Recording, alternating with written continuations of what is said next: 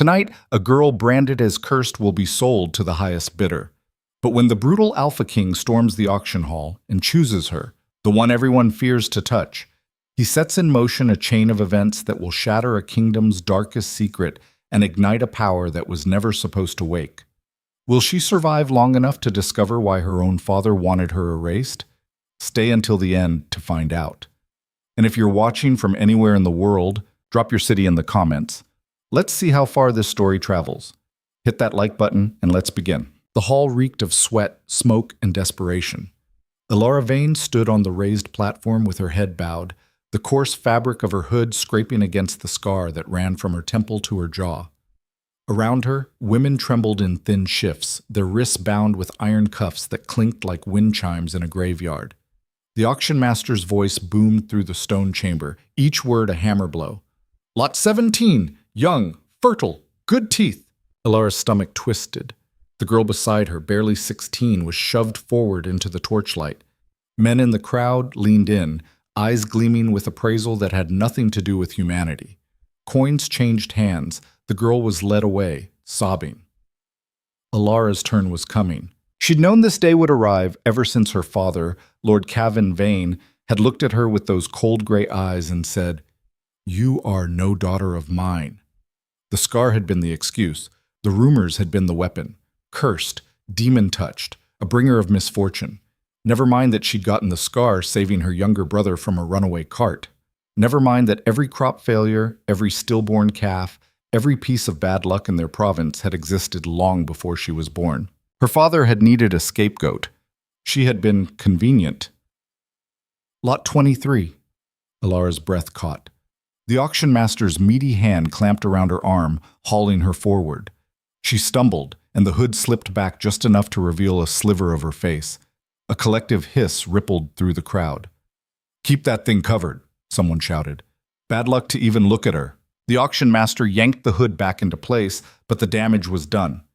Elara could feel their revulsion like a physical weight pressing down on her chest. She wanted to scream at them, to tell them she was human, that she bled and hurt and hoped just like they did. But her voice had abandoned her weeks ago, somewhere between the dungeon cell and the iron cart that had brought her here. "This one's marked," the auction master announced, his tone shifting to something between apology and salesmanship. "But she's strong, good for labor, starting bid, 2 coppers. Silence. Elara's heart sank. 2 coppers was insultingly low, the price of a lame mule. And still, no one moved. 1 copper, the auction master tried again, desperation creeping into his voice. More silence. Someone in the back laughed, a cruel sound that echoed off the vaulted ceiling. "Just throw her in the river," a voice called out. "Save us all the trouble." Heat prickled behind Elara's eyes, but she refused to let the tears fall. She wouldn't give them that satisfaction. Instead, she focused on breathing, in through her nose, out through her mouth, and tried to imagine herself anywhere but here. A meadow, maybe. Or the library in her father's house, back when she'd still been allowed inside, back when her mother had still been alive to tell her stories about women who wielded fire and fought dragons. Foolish stories. Useless stories. No bids. The auction master's voice cracked. "Come now, gentlemen, she's—" The doors exploded open. Not slowly, not with ceremony. They exploded, slamming back against the stone walls with a crack like thunder. Cold air rushed in, extinguishing half the torches and plunging the hall into flickering semi-darkness. Every head turned. Elara's breath stopped. A man stood in the doorway.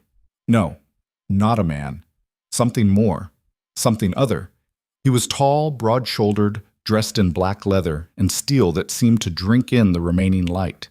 His hair was dark, tied back from a face that could have been carved from granite, but it was his eyes that made Elara's knees weak.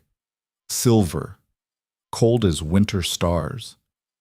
"The Alpha King," someone whispered, and the words spread through the crowd like wildfire.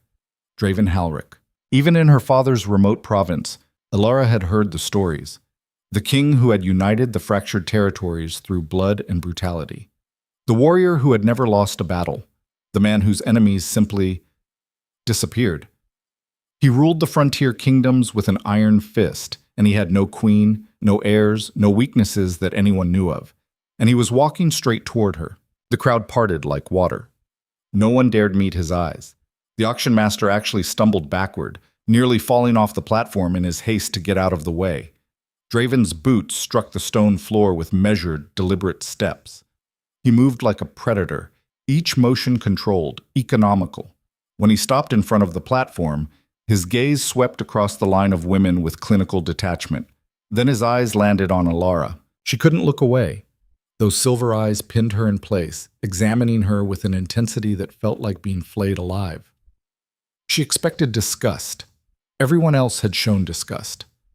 But what she saw instead was curiosity, assessment, something calculating and cold. "This one," Draven said.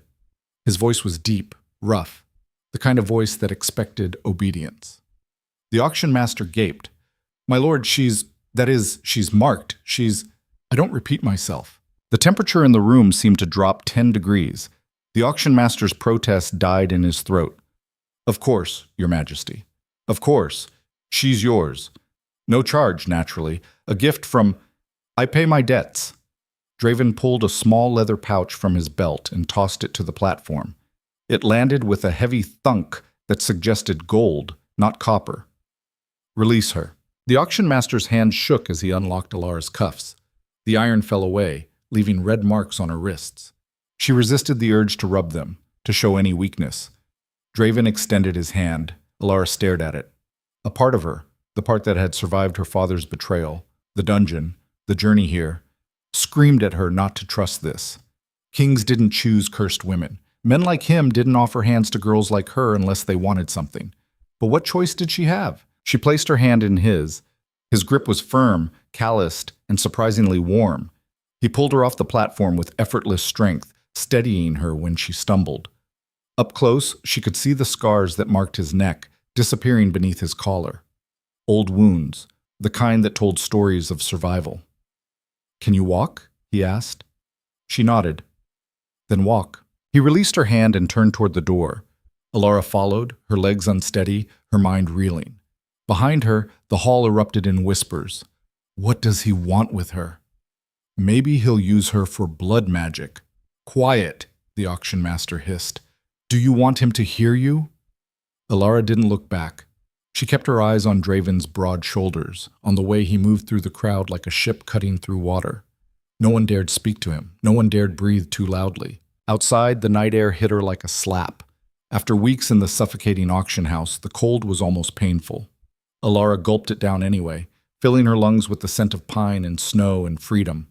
A massive black horse waited in the courtyard, its breath steaming in the cold. Draven swung into the saddle with practiced ease, then looked down at her. "You'll ride with me." It wasn't a question. Alara approached the horse cautiously. She'd ridden before, back when she'd been Lord Vane's daughter, but that felt like a lifetime ago. Draven reached down, gripped her arm, and hauled her up in front of him like she weighed nothing. She landed awkwardly across the saddle, and before she could adjust, his arm locked around her waist, holding her in place. "Hold on," he said. Then he spurred the horse forward. They shot through the gates and onto the open road. The world blurred into darkness and cold and the thundering rhythm of hoofbeats. Alara clutched the horse's mane, her heart hammering. Draven's arm was an iron band around her, keeping her from falling, and she could feel the heat of him against her back, smell leather and steel and something else, something earthy and wild. They rode for what felt like hours. The auction house fell away behind them, swallowed by distance and darkness. Gradually, the road began to climb, winding up into the mountains. The air grew thinner, colder. Alara's teeth started to chatter. Draven shifted behind her, pulling a cloak from his saddlebag and draping it around her shoulders without a word. The fabric was thick, lined with fur, and it smelled like him. Alara pulled it tighter, hating how grateful she felt. Finally, as dawn began to pale the eastern sky, the fortress came into view. It rose from the mountainside like a fist of black stone, all sharp angles and sheer walls. No flags flew from its towers, no lights burned in its windows. It looked less like a castle and more like a prison. Alara's stomach sank. "Where are we?" "Home," Draven said flatly. They crossed a narrow bridge that spanned a chasm so deep Alara couldn't see the bottom. Gates groaned open at their approach. operated by guards in black armor who saluted but didn't speak. The courtyard beyond was empty, swept clean of snow but somehow still lifeless. Draven dismounted and lifted Alara down. Her legs nearly gave out when her feet hit the ground. She swayed and his hand shot out to steady her. "When did you last eat?" he asked. Alara had to think about it. 2 days? 3? "I don't remember." He made a sound that might have been disgust or sympathy. She couldn't tell which. "Come." He led her through a side entrance and up a winding stair. The fortress was as cold inside as it looked outside, all stone and shadow. They passed no servants, no courtiers, no signs of life, just empty corridors and locked doors. Finally, Draven stopped in front of a heavy wooden door and pushed it open. The room beyond was unexpected. Large, yes, but not ostentatious.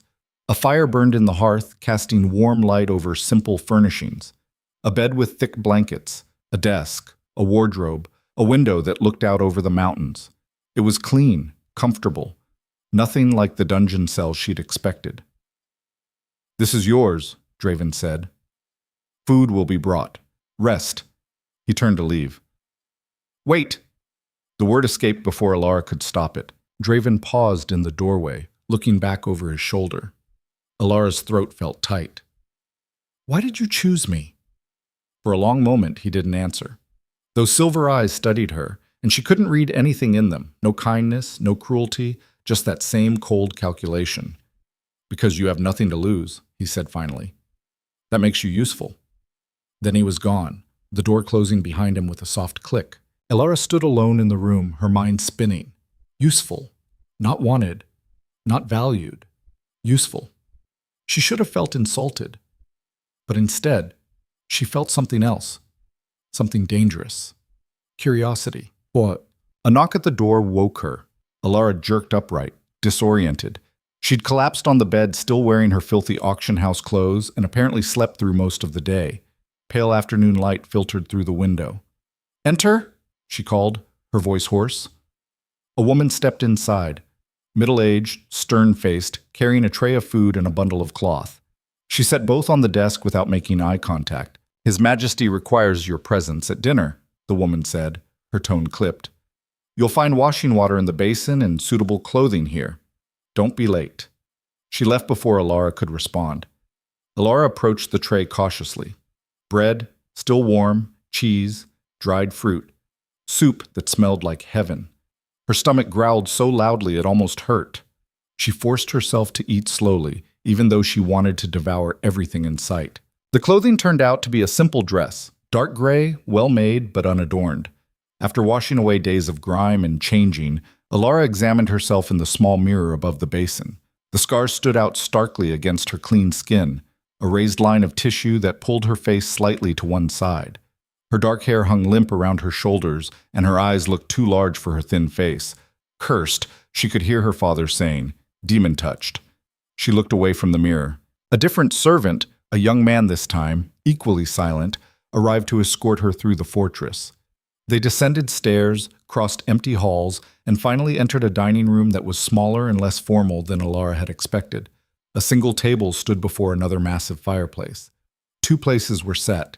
Draven was already there, standing by the fire. He'd changed from his travel clothes into dark trousers and a simple shirt, though he still wore the same aura of controlled danger. When she entered, he gestured to a chair. "Sit." Alara sat. Draven took the seat across from her. For a long moment, neither of them spoke. Servants appeared with dishes, roasted meat, vegetables, bread, and then disappeared like ghosts. Finally, Draven said, "You have questions." It wasn't permission exactly, but it was an opening. Alara chose her words carefully. "What do you want from me?" "An heir." The bluntness of it struck her like a physical blow. Alara's face heated. I'm not asking you to bed me tonight," Draven said, his tone as flat as if they were discussing crop yields. "But I need a queen. I need children. My council has been insistent." "Then why choose me?" Alara's voice rose despite her efforts to control it. "You could have any woman in the kingdom. Someone beautiful, someone who would expect love," Draven interrupted. Someone who would demand affection I can't give. Someone who would ask questions I won't answer. He leaned back in his chair, studying her. You, on the other hand, expect nothing. You have no family to appease, no reputation to protect, no leverage to use against me. That makes you perfect. The words should have stung. They did sting. But Alara was tired of pretending feelings she didn't have. What do I get? She asked. Something flickered in Draven's eyes. Approval? Maybe. Protection? A title. Comfort. Your life for whatever that's worth to you. And if I refuse? Then I'll return you to the auction house tomorrow morning. He said it without heat, without threat. Just a statement of fact. Alara's hands clenched in her lap. She thought about the auction block, about the way those men had looked at her, about the dungeon cell that would be her alternative, about her father's face the last time she'd seen him, cold and unmoved. If I agree, she said slowly, I want something in return. Draven's eyebrow lifted fractionally. Oh? Answers. About this place. About you. About why the most powerful man in the frontier kingdoms needs a cursed girl from a backwater province to bear his children. For the first time, something like amusement crossed Draven's face. It didn't soften his features, nothing could do that, but it made him look almost human. You're bolder than I expected, he said. You chose me because I have nothing to lose, Alara shot back. That means I can afford to be bold. Draven considered this. Then he stood, walked to a cabinet, and returned with a bottle and 2 glasses. He poured amber liquid into both and slid one across to her. To terms, then, he said, raising his glass. You'll be my queen. You'll give me heirs. In exchange, you'll have protection, resources, and limited answers. Some things, you're better off not knowing. Alara picked up her glass. The liquor inside smelled sharp and strong. Limited answers aren't answers. They're what I'm offering. She met his eyes over the rim of the glass, silver against her dark brown. Then I want one now. Why me, really? And don't tell me it's just because I'm convenient. Draven's expression shifted, becoming something harder to read. He took a long drink before answering. Because, he said finally, you're already ruined. Whatever happens to you here, however this ends, it can't be worse than what you've already survived. That kind of resilience is rare. And I need someone who won't break. The words settled over her like a shroud. I need someone who won't break. What did that mean? What happened in this fortress that required such strength? But before Alara could ask, Draven stood again. Your chambers are prepared. Tomorrow, we'll discuss the details of our arrangement. For now, rest. You'll need it. It was clearly a dismissal. Alara rose, setting down her untouched drink. At the door, she paused. Your Majesty? Draven, he corrected, his back to her. In private, you'll call me Draven. Draven, then, she swallowed. Thank you for choosing me. Whatever your reasons, thank you. He didn't turn around. Don't thank me yet. The days that followed fell into a strange pattern. Mornings, Alara was left alone to explore the fortress, or at least the parts of it that weren't locked. She discovered a library, dusty but well-stocked, and lost herself in books about the history of the frontier kingdoms. She learned that Draven's family, the Halricks, had ruled for 6 generations, each one more ruthless than the last. She learned about the wars they'd fought, the territories they'd conquered, the enemies they'd crushed. What she didn't learn was anything about Draven himself. The servants were no help. They appeared when needed, disappeared when dismissed, and answered direct questions with vague non-answers. The fortress itself felt wrong somehow, too quiet, too cold, as if something essential was missing. Afternoons, Draven summoned her to discuss their arrangement. These conversations were businesslike, almost clinical. They talked about the wedding ceremony, small, private, scheduled for the end of the month. They talked about her duties as queen, mostly ceremonial, he assured her. They talked about everything except what would happen after the wedding night. Alara tried not to think about that too much. Evenings, they dined together. This, strangely, was when Draven seemed most human. Over food and wine, he would sometimes answer her questions, carefully, selectively, but he would answer. She learned he'd been trained as a warrior since childhood. She learned he hated politics, but was ruthlessly good at them. She learned he'd once had a younger sister who'd died young, though he didn't say how. What she didn't learn was why his eyes sometimes went distant in the middle of conversations, as if he were listening to something she couldn't hear, or why servants left certain corridors unlit after dark, or why sometimes she could have sworn she heard screaming from somewhere deep in the fortress, though it always stopped before she could pinpoint the source. 2 weeks before the wedding, Alara woke in the middle of the night to find her door unlocked. It was never unlocked at night. She'd tried it before out of curiosity, always found it secured from the outside. But tonight, when she tested the handle, it turned easily. She should have stayed in her room. She knew that. But Alara had never been good at doing what she should. She slipped into the corridor, barefoot and wearing only her nightgown. The fortress was even colder at night, and she wrapped her arms around herself as she walked. She had no destination in mind, just an overwhelming urge to understand this place, to figure out what was wrong with it. The screaming started again as she rounded a corner. This time it was closer, clearer. A man's voice, ragged with agony, coming from somewhere below. Alara's heart hammered, but she followed the sound, descending a spiral stair she'd never noticed before. The screaming stopped. Alara paused, listening. Silence. Then footsteps coming up the stairs toward her. She barely had time to press herself against the wall before Draven appeared. He looked different, disheveled, his shirt unlaced, his hair loose around his face. But it was his expression that made Alara's breath catch, raw, anguished, almost broken. Then he saw her, and the expression vanished, replaced by cold fury. "What are you doing here?" His voice was deadly quiet. "I heard," Alara started. "You heard nothing." He closed the distance between them in 2 strides, gripping her shoulders. "Do you understand me? You heard nothing. This part of the fortress is forbidden." His fingers dug into her skin, almost painful. Up close, she could see something in his eyes, not just anger, but fear, genuine, stark fear. "You're hurting me," she said quietly. Draven released her immediately, stepping back as if she'd burned him. He ran a hand through his hair, the gesture uncharacteristically agitated. "Go back to your room," he said, his voice still rough. "Lock the door. Don't come down here again. Draven, go." Alara went. But as she climbed back up the stairs, she glanced over her shoulder once. Draven stood in the shadows, watching her, and for just a moment, in the flickering torchlight, she could have sworn she saw frost spreading across the stone wall behind him. The wedding took place on the first day of winter. It was a small ceremony, as promised, just Draven, Alara, a priest, and 2 witnesses pulled from the household staff. No celebration, no guests, no joy. Alara wore a dress of deep blue that one of the servants had produced from somewhere, and her hair was arranged to partially hide her scar.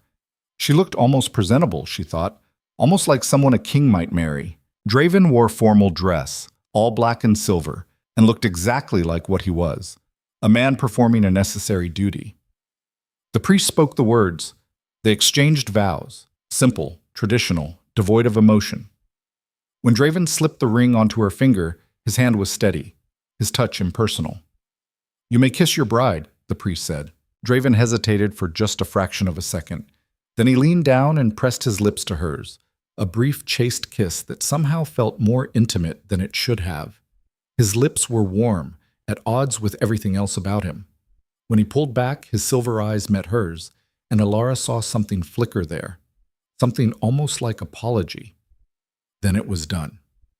She was Queen Alara Halric, a title, a ring, a fortress prison, and a husband who looked at her like she was a stranger. The witnesses departed. The priest gathered his things. Draven turned to Alara. "There will be a formal announcement tomorrow," he said.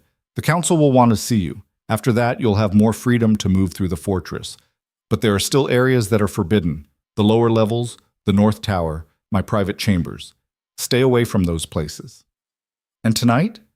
Alara's voice came out smaller than she'd intended. Draven's expression didn't change. "Tonight, you sleep in your chambers, alone. When we need to produce an heir, I'll send for you. But not yet." Relief and disappointment tangled in Alara's chest. "Why not yet?" "Because I need to be certain," Draven said, and for the first time since the ceremony began, emotion crept into his voice. "About many things." He left without elaborating, his footsteps echoing through the empty hall. Alara stood alone in the small chapel, a wife in name only, a queen without power, and wondered, not for the first time, what she'd gotten herself into. But as she twisted the ring on her finger, she made a decision. She wasn't going to just wait, wasn't going to be a passive piece in whatever game Draven was playing. If he wanted her resilience, her ability to survive, then he was going to get it, all of it. Starting with finding out what he was hiding in those forbidden chambers, and why. In a fortress this cold, she'd felt nothing but warmth when his lips touched hers. The council chamber was everything the rest of the fortress wasn't.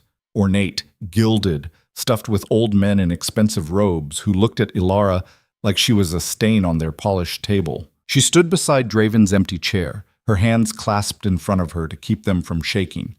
He'd been called away minutes before the meeting, leaving her to face 12 hostile faces alone.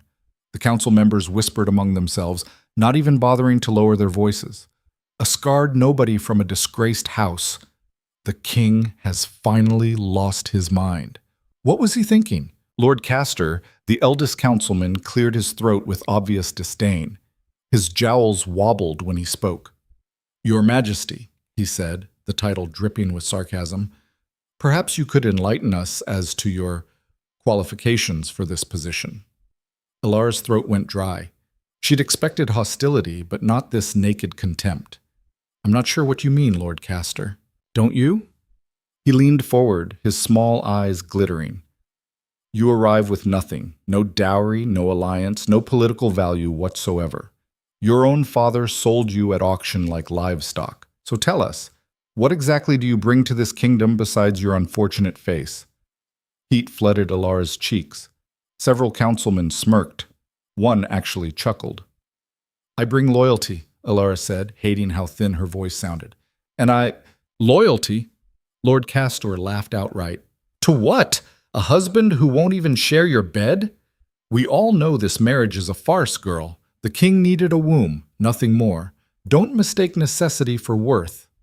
The other councilman nodded. A younger one, Lord Ven, she thought his name was, leaned back in his chair with obvious amusement. "Perhaps Her Majesty should return to her chambers. Leave governance to those actually qualified." "I agree," another voice chimed in. "The council has business to discuss. Private business." They were dismissing her. On her first day as queen, they were dismissing her like a servant. Ilara's hands clenched so hard her nails bit into her palms. Every instinct screamed at her to leave, to flee this room and these cruel men and lock herself away where they couldn't see her shame. That's what the old Ilara would have done. The girl who'd let her father's lies destroy her without fighting back. But she wasn't that girl anymore. "No," Ilara said. The word fell into sudden silence. Lord Castor's eyebrows shot up. "Excuse me?" "No," Ilara repeated, louder this time. "I won't leave. I'm queen of this kingdom, and I have every right to attend council meetings." "Rights?" Lord Castor's face reddened. "You have the rights we grant you, nothing more. And we do not grant you the right to—" The door slammed open. Draven strode in, and the temperature in the room seemed to drop. His silver eyes swept the council, taking in the scene instantly, Ilara standing alone, the councilmen's hostile faces, the tension thick enough to choke on. "Gentlemen," Draven said, his voice dangerously quiet. "Is there a problem?" Lord Castor recovered first, smoothing his features into something resembling respect. "Of course not, Your Majesty. We were simply suggesting that the Queen might be more comfortable elsewhere while we discuss my wife stays." Draven moved to stand beside Ilara, and though he didn't touch her, his presence was like a shield. "She is Queen. She attends all council meetings. Anyone who suggests otherwise can tender their resignation immediately." Silence. Then Lord Ven cleared his throat. "With respect, Your Majesty, the Queen has no experience in governance. Her presence might be disruptive." "Then she'll learn."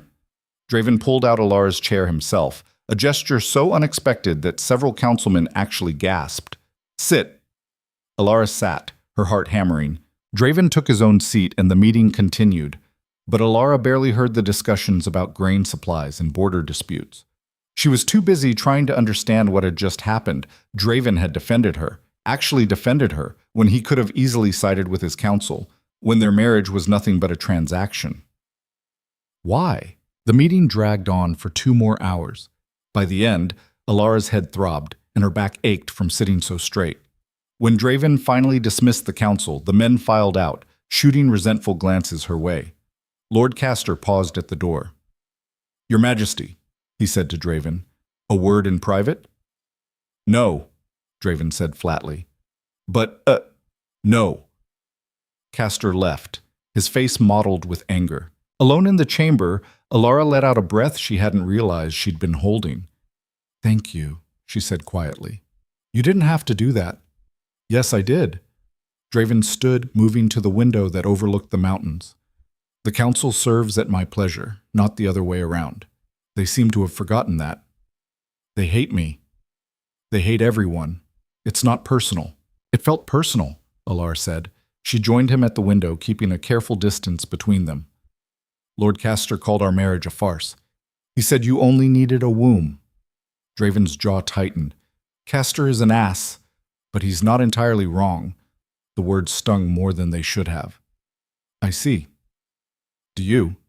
Draven turned to face her, and something flickered in his expression. "You stood up to them. I didn't expect that."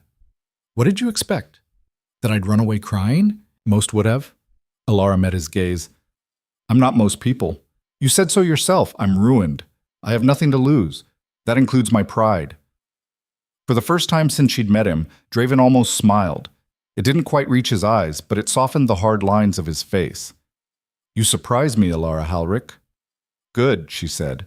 "Someone should." They stood there for a moment, the winter sunlight streaming through the window between them. Alara wanted to ask him things, why he'd really defended her, what he was hiding in the forbidden parts of the fortress, why his touch was warm when everything else about him was cold, but the words stuck in her throat. "I have business to attend to," Draven said finally. "You're free to explore the fortress. Just remember, the forbidden areas." "I know." He nodded and left, his footsteps echoing down the corridor. Alara remained at the window, watching the snow begin to fall outside. She'd won a small victory today. The council knew she wouldn't be easily dismissed, but she could feel their resentment like a living thing, and she knew this was only the beginning. They would test her again, and next time Draven might not be there to intervene. That night, Alara couldn't sleep. She lay in her bed, staring at the ceiling, replaying the council meeting over and over. Lord Castor's words echoed in her mind. "Your own father sold you like livestock." It was true, but hearing it spoken aloud in front of those powerful men had reopened a wound she'd thought was scarring over. Around midnight, she gave up on sleep and lit a candle. The library called to her. She could lose herself in books, forget about hostile councils and cold husbands, and the growing certainty that something in this fortress was deeply, fundamentally wrong. The corridors were empty as she made her way through the fortress. Her bare feet made no sound on the stone floors. She'd learned the layout well enough by now to navigate without getting lost, though there were still entire wings she'd never explored. The library door creaked when she pushed it open. Inside, dust motes danced in her candlelight. Rows of books stretched into shadow, and Alara felt some of the tension leave her shoulders. This, at least, was familiar. Safe. She was browsing the history section when she heard it, a soft sound, almost like breathing, coming from the far corner of the library. Alara froze. "Hello?" No answer. She should leave. She knew she should leave. But curiosity had always been her weakness, and fear had never stopped her before. She moved deeper into the library, her candle casting wild shadows. The breathing grew louder, more labored, and then she saw her, a woman, collapsed in a reading chair, her face pale and slicked with sweat. "Help," the woman whispered. "Please." Alara rushed forward, setting down her candle. The woman was young, maybe Alara's age, dressed in servant's clothes. Her hands clutched her stomach, and when Alara looked closer, she saw blood seeping through the fabric. "What happened?" Alara demanded. "Fell," the woman gasped. "Stairs, baby, please, the baby." Pregnant. The woman was pregnant and bleeding. Alara's mind raced. She needed help, needed a physician, but she had no idea where to find one or even if the fortress had one. "Stay here," she said. "I'll get—" "No." The woman grabbed Alara's wrist with surprising strength. "No physicians. They'll tell him. Can't tell him. Please." "Tell who?" But the woman's eyes rolled back, and she went limp. Panic surged through Alara. She pressed her fingers to the woman's neck, still a pulse, but weak. The bleeding was getting worse. If she didn't do something now, both the woman and her baby would die. Alara had helped birth calves back on her father's estate. She'd assisted the midwife once when a servant girl had gone into early labor. She wasn't trained, wasn't qualified, but she knew the basics. She had to try. Working quickly, she stripped off her nightgown to use as bandages. The woman's bleeding was from a gash on her side. Deep, but not as catastrophic as Alara had feared. She packed it as best she could, then checked for signs of labor. Nothing. The baby wasn't coming yet, which meant there was still hope. "Stay with me," Alara murmured, wiping the woman's face with a clean corner of fabric. "Please stay with me." Hours passed. Alara worked by candlelight, monitoring the woman's breathing, changing the bandages when they soaked through, praying to anyone who might listen that she wasn't making things worse. Dawn was breaking through the library windows when the woman finally stirred. "Easy," Alara said. "Don't move too fast." The woman's eyes fluttered open. The baby? Still there, still fighting. Alara helped her sit up slowly. "But you need a real physician. I did what I could, but..." "No?" The woman's voice was firm despite her weakness. "No physicians. They ask too many questions." "Who are you afraid of?" Alara asked gently. The woman looked away. "It doesn't matter. Thank you for helping me. I should go." "You can barely stand. I'll manage." But when the woman tried to rise, her legs buckled. Alara caught her, staggering under the weight. "Stop being stubborn. Let me help you properly." "You don't understand." "Then make me understand." The woman's eyes filled with tears. "I'm not supposed to be here. None of us are. We're the king's. We're his mistakes." Alara's blood went cold. "What do you mean, mistakes?" "The women he's been with before you. The ones who got pregnant. We're kept in the servants' quarters, hidden away. If anyone finds out, if the council learns that we exist..." She shook her head. "They'd use us against him, use our children, so we stay quiet, stay hidden, and pray we survive long enough to see our babies grow." The words hit Alara like a physical blow. Draven had other children, other women, all hidden away like shameful secrets. "How many?" she asked, her voice barely audible.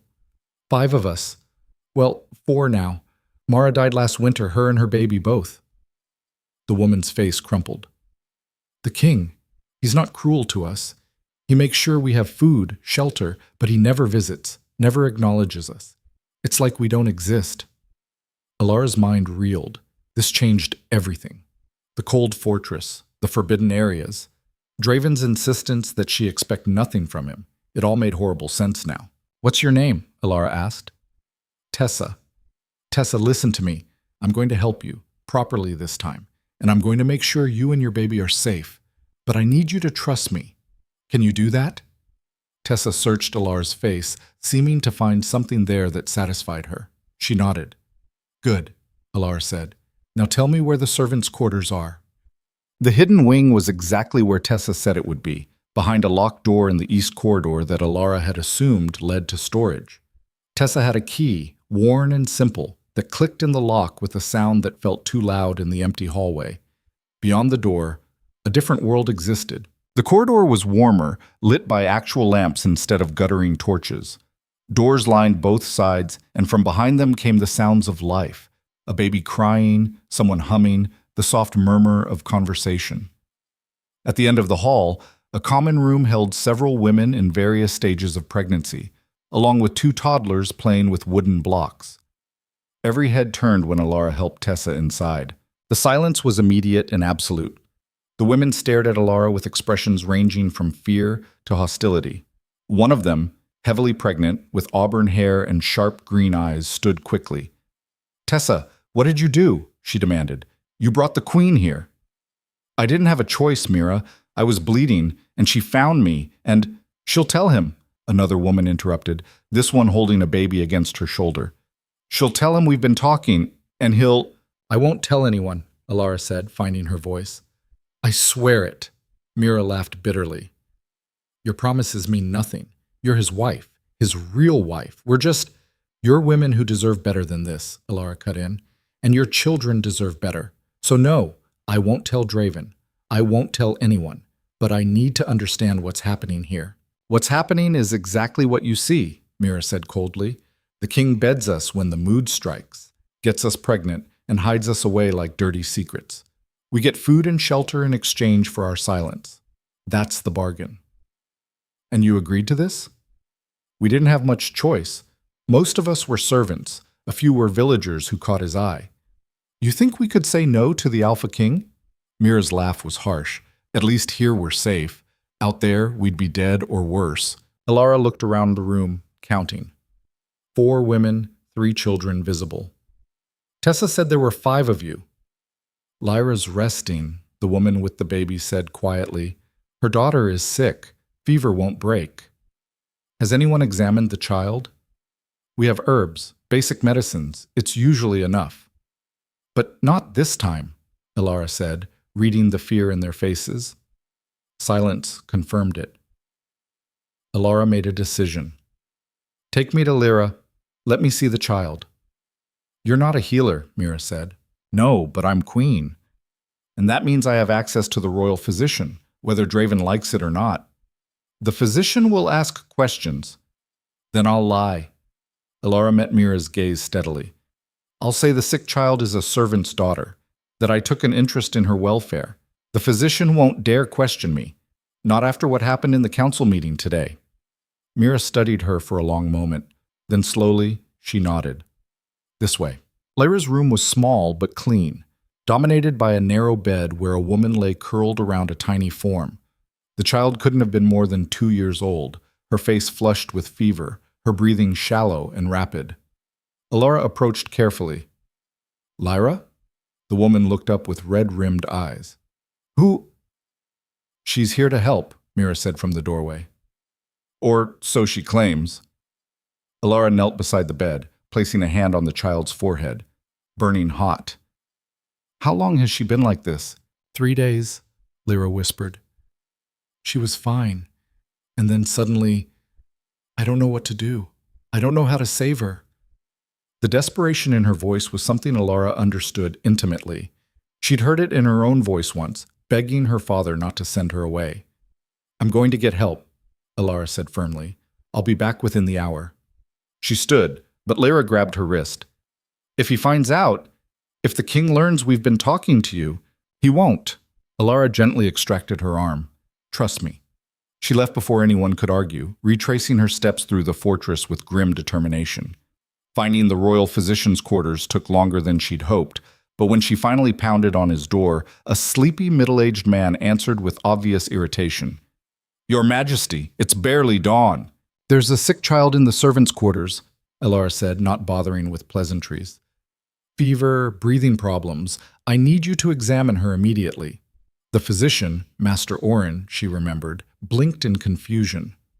A servant's child? Perhaps in the morning?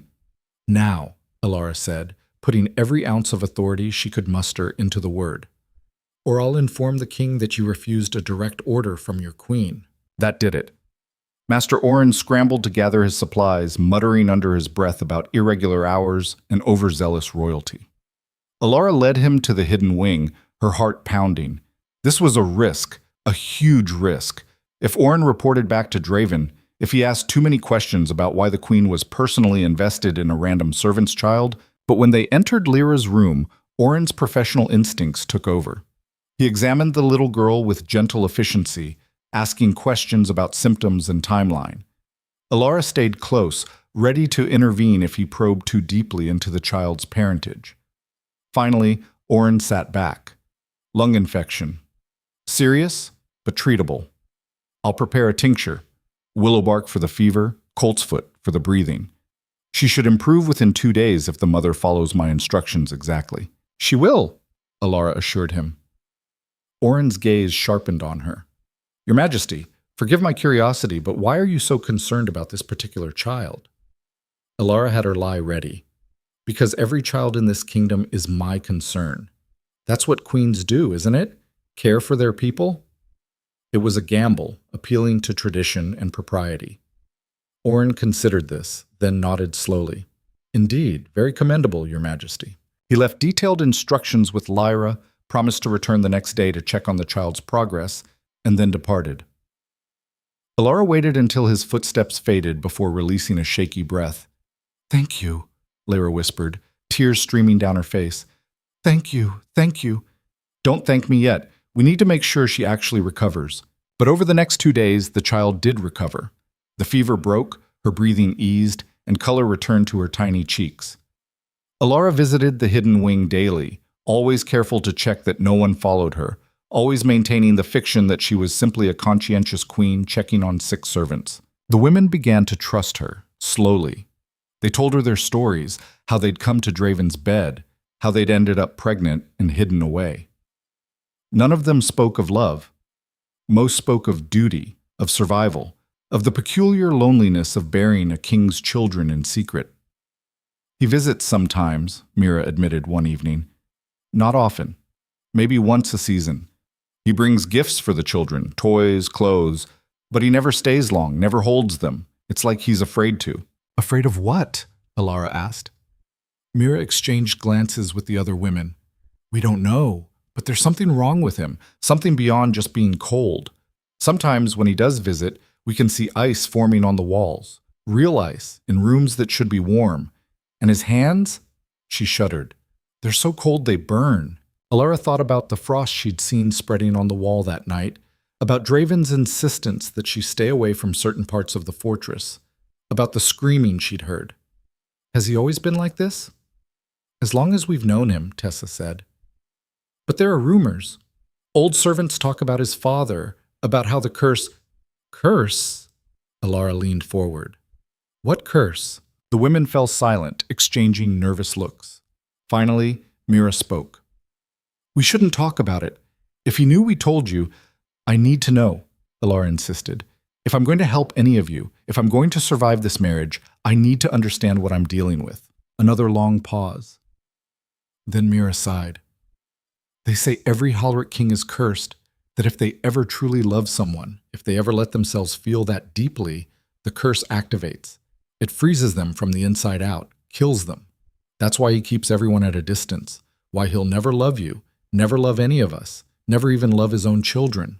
The words settled over Alara like a shroud, a curse that punished love. It explained so much, the cold fortress, Draven's emotional walls, his insistence on a marriage without affection.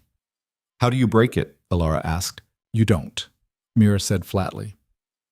Every generation, the Halric kings try. Every generation they fail. That's why the line continues. They father children quickly before the curse can take them, and then they die young. Draven is already 28. Most Halric kings don't make it past 30. 28. 2 years, maybe less, before the curse claimed him. Unless someone found a way to break it. Alara stood abruptly. I need to go. Wait, Tessa started.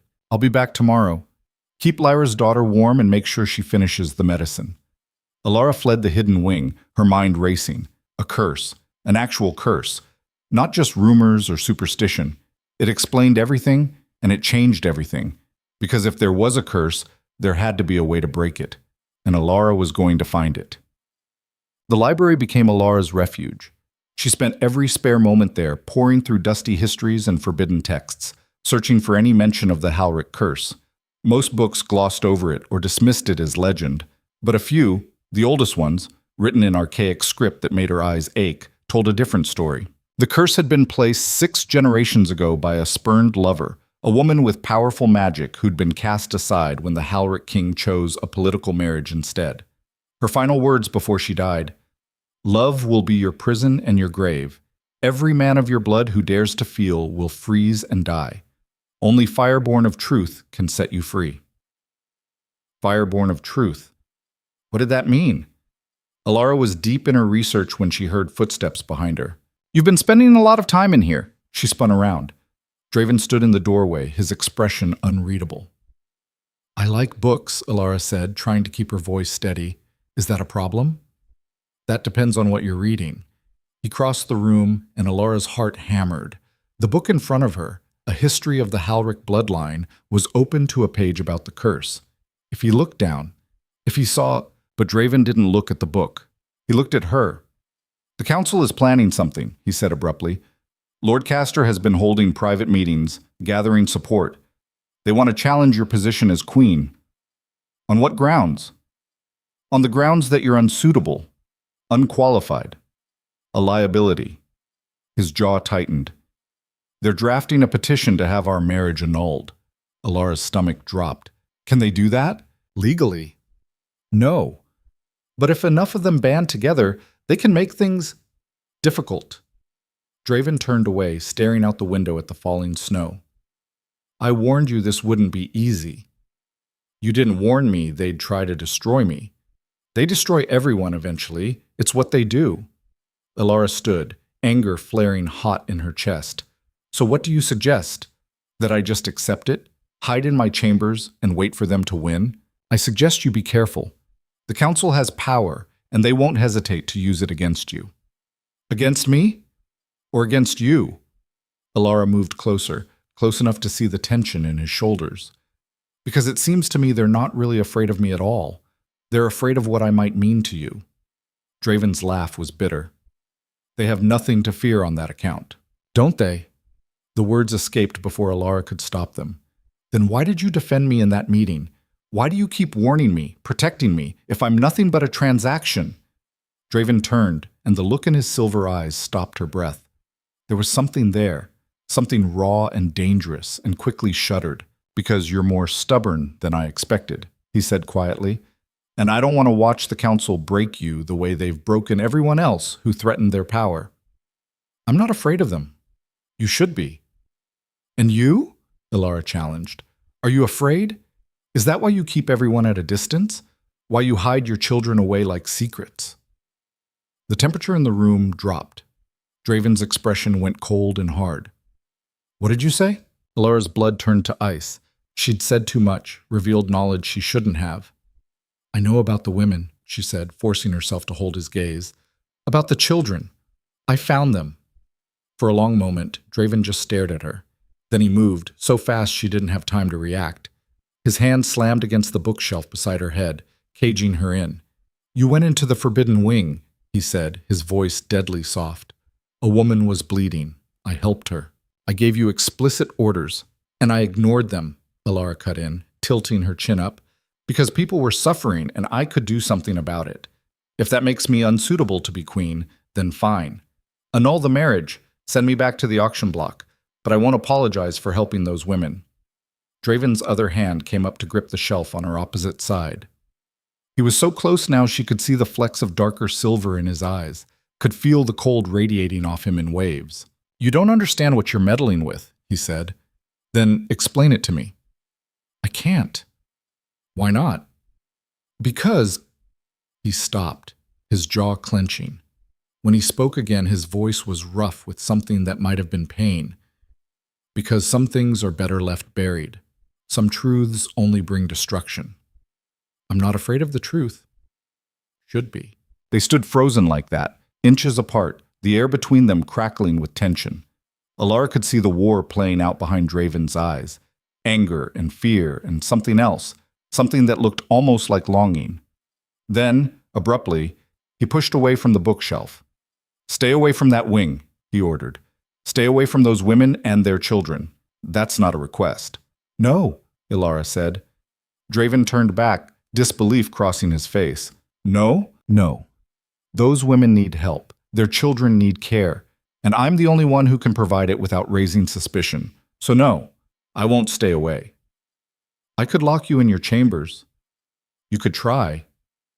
For a heartbeat, she thought he might actually do it. But then something shifted in his expression, a crack in the ice, brief but unmistakable. You're going to get yourself killed, he said quietly. Or worse. Probably, Alara agreed. But at least I'll die doing something that matters. Draven stared at her for another long moment. Then, without another word, he turned and left the library, his footsteps echoing into silence. Alara sagged against the bookshelf, her legs suddenly weak. She'd just defied the Alpha King directly, refused his orders, challenged his authority. She should be terrified. Instead, she felt alive. The atmosphere in the fortress shifted after that confrontation in the library.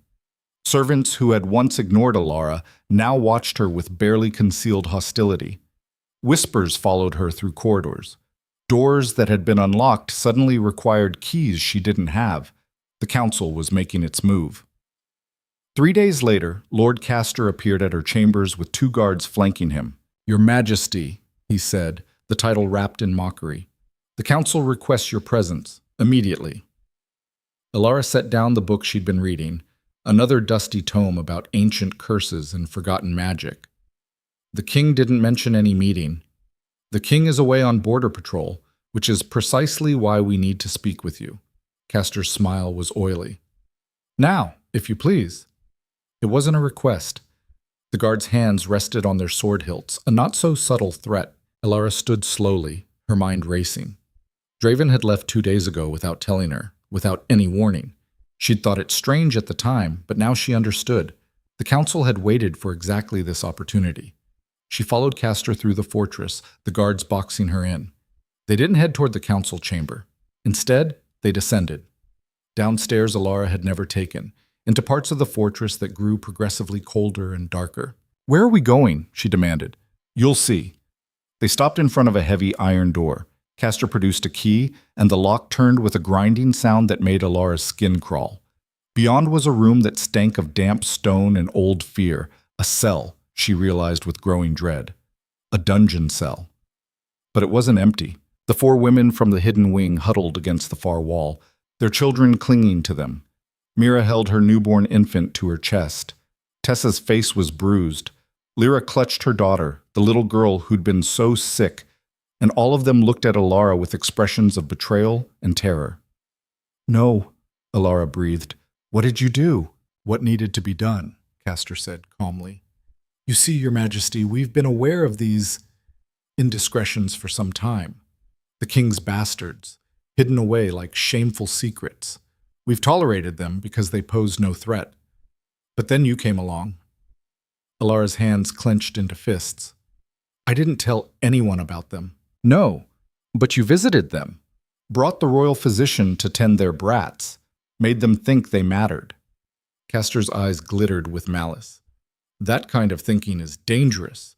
These women needed to remember their place. Their place? Alara's voice rose. They're human beings. Those are children. Their leverage. Castor stepped closer, his breath sour in her face. And now, so are you. You see, the council has grown tired of this farce of a marriage. You bring nothing to the kingdom except disruption and inappropriate sentimentality. So we're going to give you a choice. Alara's heart hammered. What choice? You can annul your marriage to the king voluntarily, leave the fortress tonight, and never return. In exchange, we'll release these women and their offspring. They can return to their comfortable prison and live out their lives in obscurity. And if I refuse, Castor smiled, then we'll inform the king that you conspired with these women to blackmail the crown, that you plan to reveal his bastards to the kingdom, to use them as weapons against him. The penalty for treason, as I'm sure you know, is death, for all involved. The women gasped. Mira's baby began to cry. Alara's mind reeled. It was brilliant in its cruelty, a trap with no escape. If she agreed, she'd lose everything but save these women and children. If she refused, the council would manufacture evidence, and Draven would have no choice but to execute them all to protect his throne. You're bluffing, she said, trying to keep her voice steady. The king would never believe wouldn't he? Castor pulled a folded parchment from his robes. We have witnesses prepared to swear they saw you meeting with foreign agents. Letters in your handwriting, quite good forgeries, I must say, discussing payment for information about the king's children. By the time His Majesty returns, your guilt will be so thoroughly established that even he won't be able to save you. He'll kill you for this. Will he? We're his counsel, his advisors. We'll simply say we discovered a traitor and dealt with her according to law. Castor's smile widened. The king is many things, but he's not sentimental. He certainly won't risk his throne for a wife he never wanted in the first place. The words cut deeper than they should have, because part of Alara feared they were true. How long do I have? She asked quietly. Until dawn. That gives you... Castor consulted a pocket watch. Approximately 8 hours to make your decision. Choose wisely, Your Majesty. He left, the guards locking the door behind him. The click of the lock echoed like a death knell. For a moment, silence filled the cell. Then Mira spoke, her voice shaking. You have to leave, tonight. Don't sacrifice yourself for us. She's right, Tessa added. We've survived this long. We'll survive whatever they do to us. But Alara shook her head. They'll kill you. Maybe not immediately, but eventually. You're witnesses to their corruption, and they can't afford to let you live. Then we're all dead anyway, Lyra said, her voice breaking. At least if you escape, someone will know the truth. Alara looked at the children. 3 toddlers and an infant, all of them bearing traces of Draven's features. Silver eyes on the oldest boy. The same sharp jawline on Tessa's daughter. They were innocent. They didn't deserve to die because their father was cursed, and their mother was a queen who'd cared too much. There has to be another way, Alara muttered, pacing the small cell. There has to be... She froze. In her pacing, her hand had brushed against the stone wall, and for just a second she'd felt something. Warmth. Not much, barely noticeable, but in a fortress this cold, any warmth was remarkable. Alara pressed her palm flat against the wall. There. Again. A pulse of heat, like a heartbeat buried deep in the stone. What are you doing? Mira asked. I don't know, Alara admitted. But she kept her hand on the wall, focusing on that strange warmth. It felt familiar somehow, like something she'd known once and forgotten. The warmth grew stronger, and with it came a memory, distant and hazy. Her mother's voice, telling her stories about fire magic, about women in their bloodline who could command flames. Alara had always thought they were just stories, the kind mothers told to make their daughters feel special. But what if they weren't? What if her father hadn't just framed her as cursed? What if he'd done something more, something to hide what she really was? The memory of her father's cold gray eyes flashed through her mind. The day he'd declared her demon touched, he'd made her drink something. A bitter tea, he'd said, would purge the evil from her. She'd been so sick afterward, bedridden for weeks, and when she'd recovered, something had felt different. Muted, like a part of her had gone to sleep. Sealed her fire magic, a voice whispered in her mind, to hide his own sins. Alara's breath caught. Her hand on the wall grew warmer, and this time it wasn't coming from the stone. It was coming from her. Your Majesty? Tessa's voice sounded far away. Are you all right? Your hand... Alara looked down. Her palm glowed faintly, emitting a soft orange light that pulsed in time with her heartbeat. The women gasped. The children stared, wide-eyed. I don't understand, Alara whispered. I don't know how to... But her body seemed to know. The warmth spread up her arm, into her chest, filling her with a heat that was both terrifying and exhilarating. She thought of her mother's stories, of fire that could burn through lies and illuminate truth. She thought of Draven, frozen from within by a curse that punished love. She thought of these women and children imprisoned by men who saw them as nothing more than inconvenient secrets, and she got angry. The glow intensified, heat radiated from her skin, and the stone wall beneath her palm began to crack. Get back, Alara said, her voice strange in her own ears. All of you, move to the other side of the cell. The women scrambled backward, clutching their children. Alara faced the iron door and raised both hands. She had no idea what she was doing, no training or instruction, but the fire inside her knew. It had been waiting for years, caged and suppressed, and now it wanted out. Flame erupted from her palms. It wasn't the gentle warmth she'd felt before. It was a torrent of fire, white-hot and furious. The iron door glowed red, then orange, then white. The metal screamed as it warped and melted, dripping onto the stone floor in molten rivulets. Somewhere in the fortress, bells began to ring. Alara kept pushing, kept channeling the fire until the door collapsed inward in a heap of twisted metal. Smoke filled the cell and her lungs burned, but she didn't stop. She couldn't stop. The fire demanded release, and she gave it everything. Finally, the flames died. Alara sagged against the wall, gasping for breath. Her hands were unmarked, but she could still feel the heat thrumming through her veins. Move, she croaked. Now, before guards come. Mira was the first to recover. She grabbed her baby and ran through the smoking doorway, the other women following. Alara brought up the rear, her legs shaking. They emerged into a corridor she didn't recognize, all stone and shadow, deep in the fortress's bowels. Which way? Tessa asked, her voice panicked. Alara tried to remember the layout, but her head swam. The fire had taken more out of her than she'd realized. I don't... Footsteps thundered toward them. Lots of them. There, a voice shouted. The traitor and her conspirators! Guards poured into the corridor from both directions, swords drawn. At least 20 of them, all wearing the council's colors. They were trapped. Alara pushed the women behind her, raising her hands again. The fire responded immediately, leaping to her palms with eager hunger. "Stay back," she warned the guards. "I don't want to hurt anyone, but I will if you force me." The guards hesitated, looking at each other uncertainly. None of them had signed up to fight someone who could conjure fire from nothing.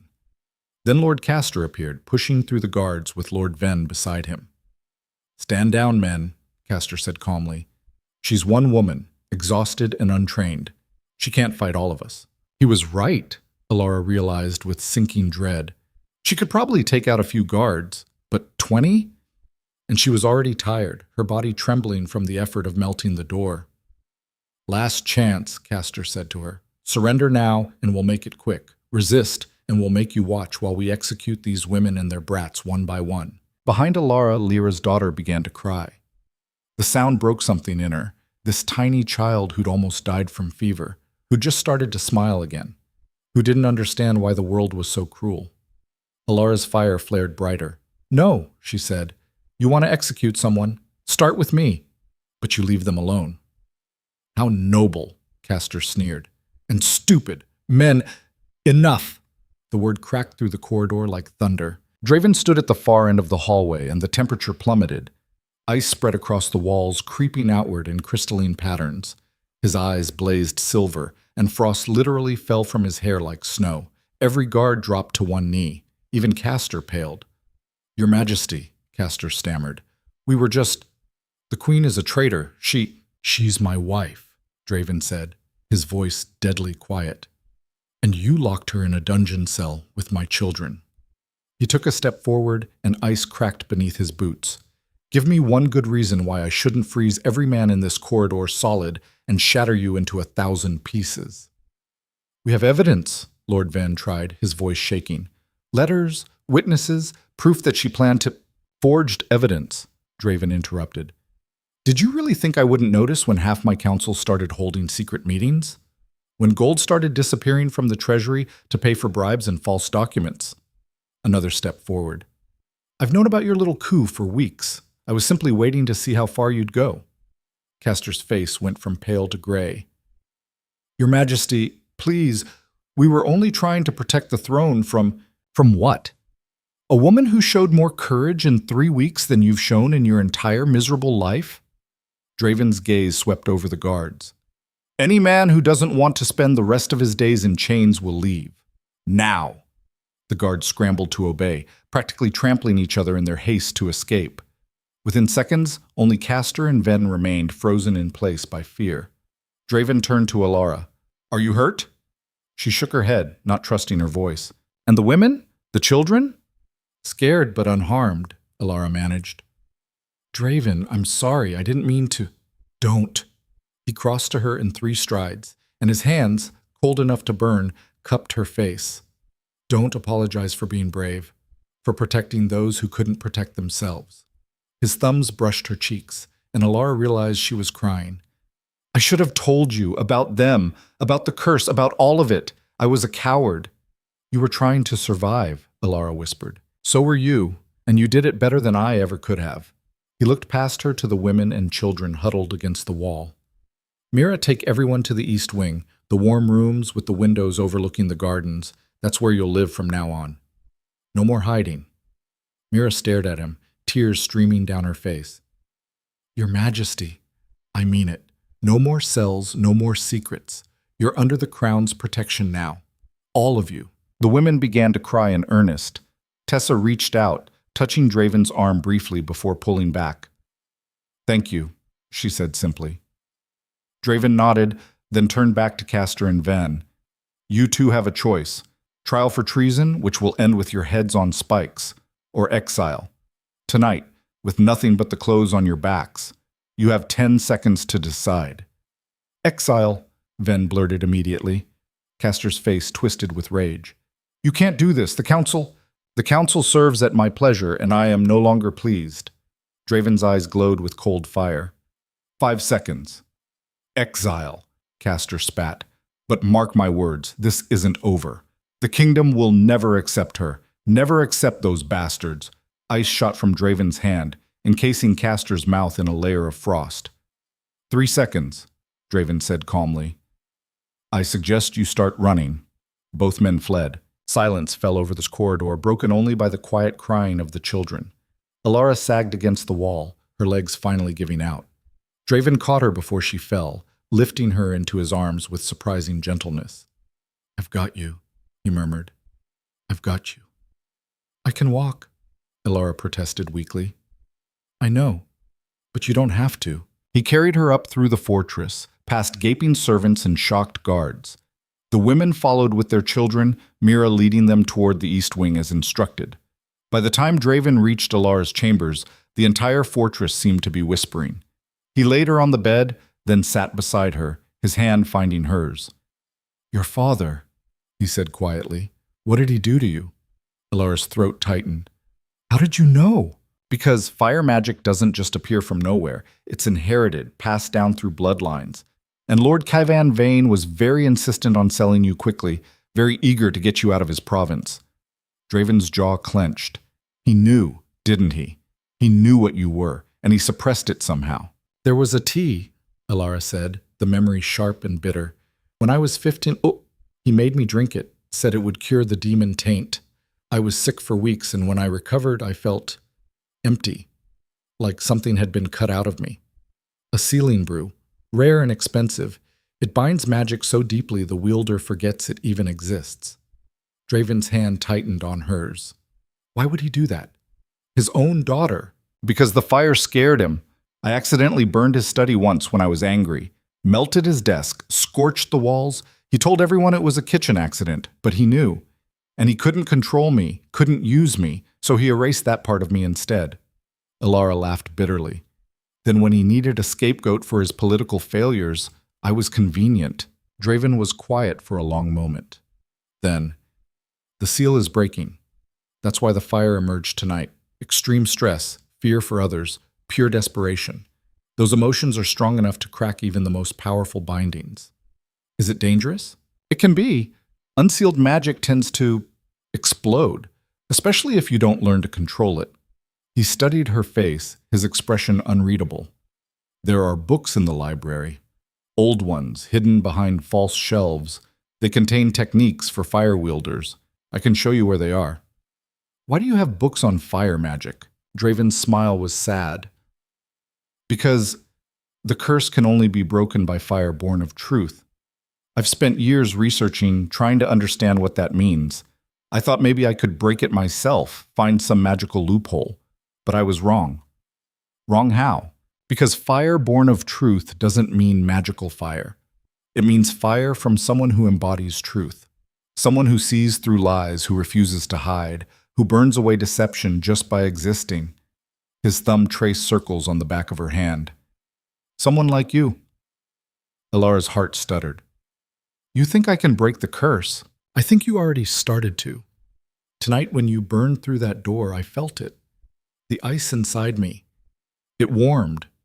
Just a little, just for a moment, but it warmed. He met her eyes, and for the first time since she'd known him, she saw real fear there. And that terrifies me. Why? Because the curse doesn't just punish love, it punishes hope.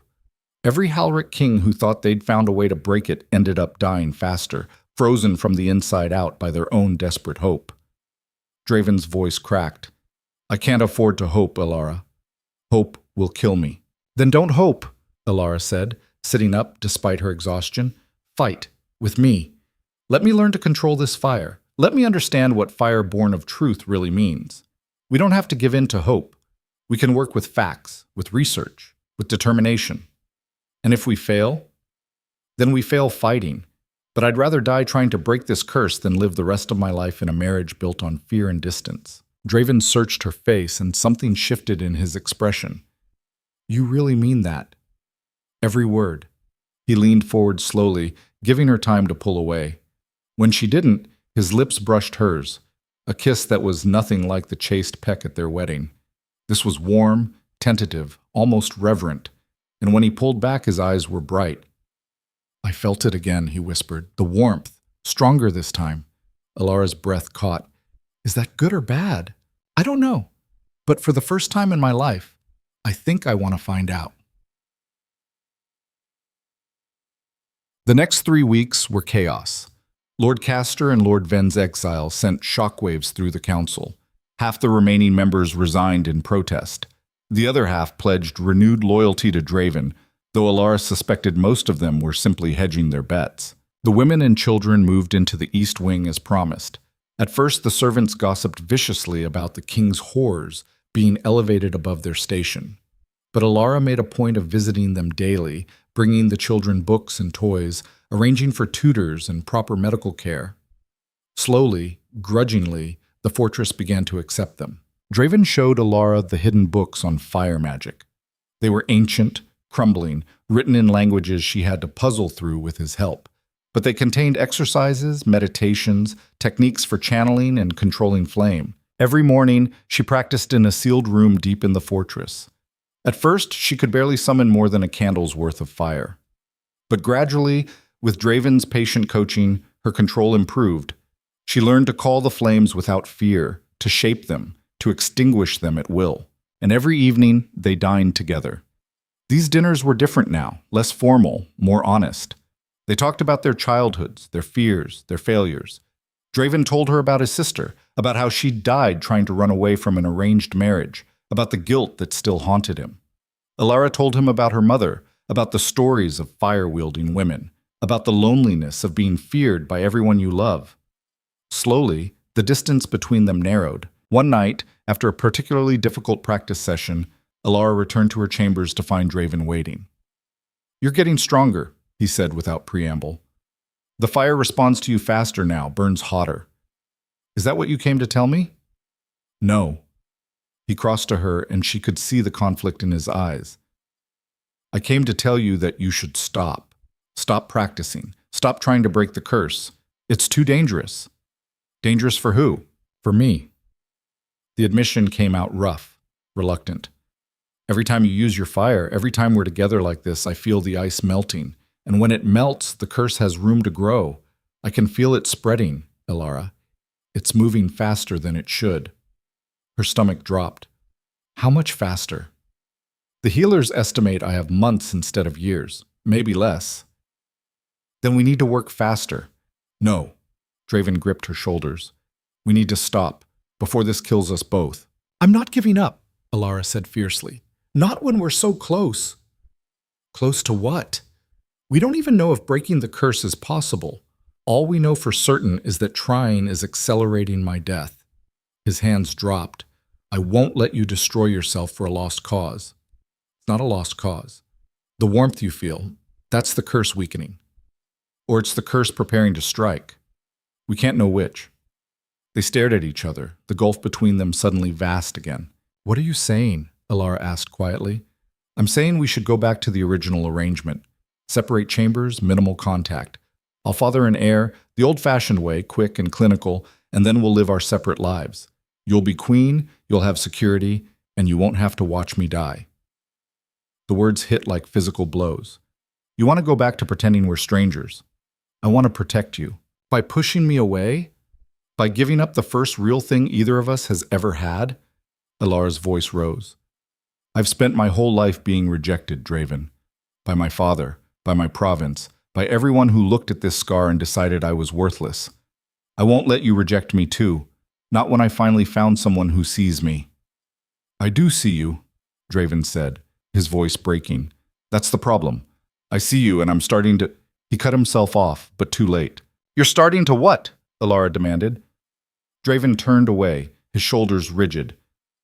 "It doesn't matter." "It does to me." "It shouldn't." Alara crossed the room and grabbed his arm, forcing him to face her. "Say it. Whatever you're afraid to say, just say it." For a long moment, he just looked at her. Then, quietly, "I'm starting to care. About you, about those women and children, about more than just survival. And caring is death for men like me." The confession hung between them, raw and terrifying. "Then maybe," Alara said softly, "death isn't the worst thing that could happen.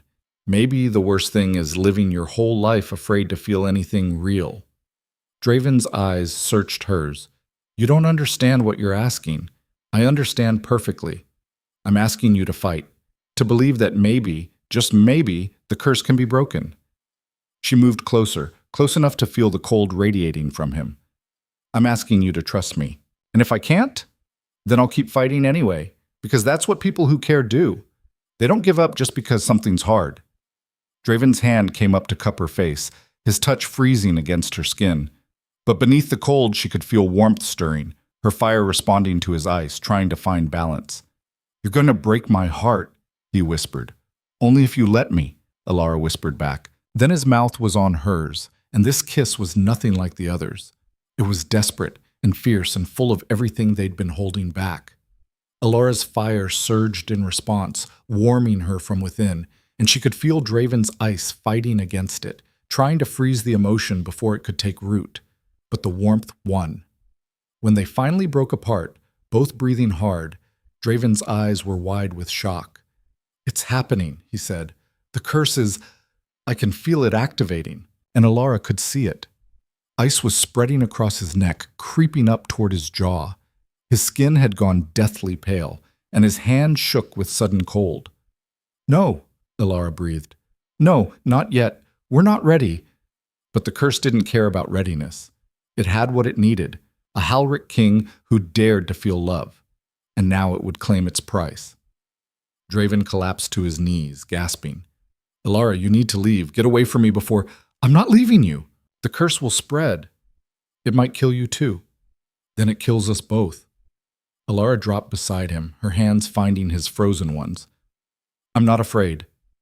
You should be, Draven gritted out.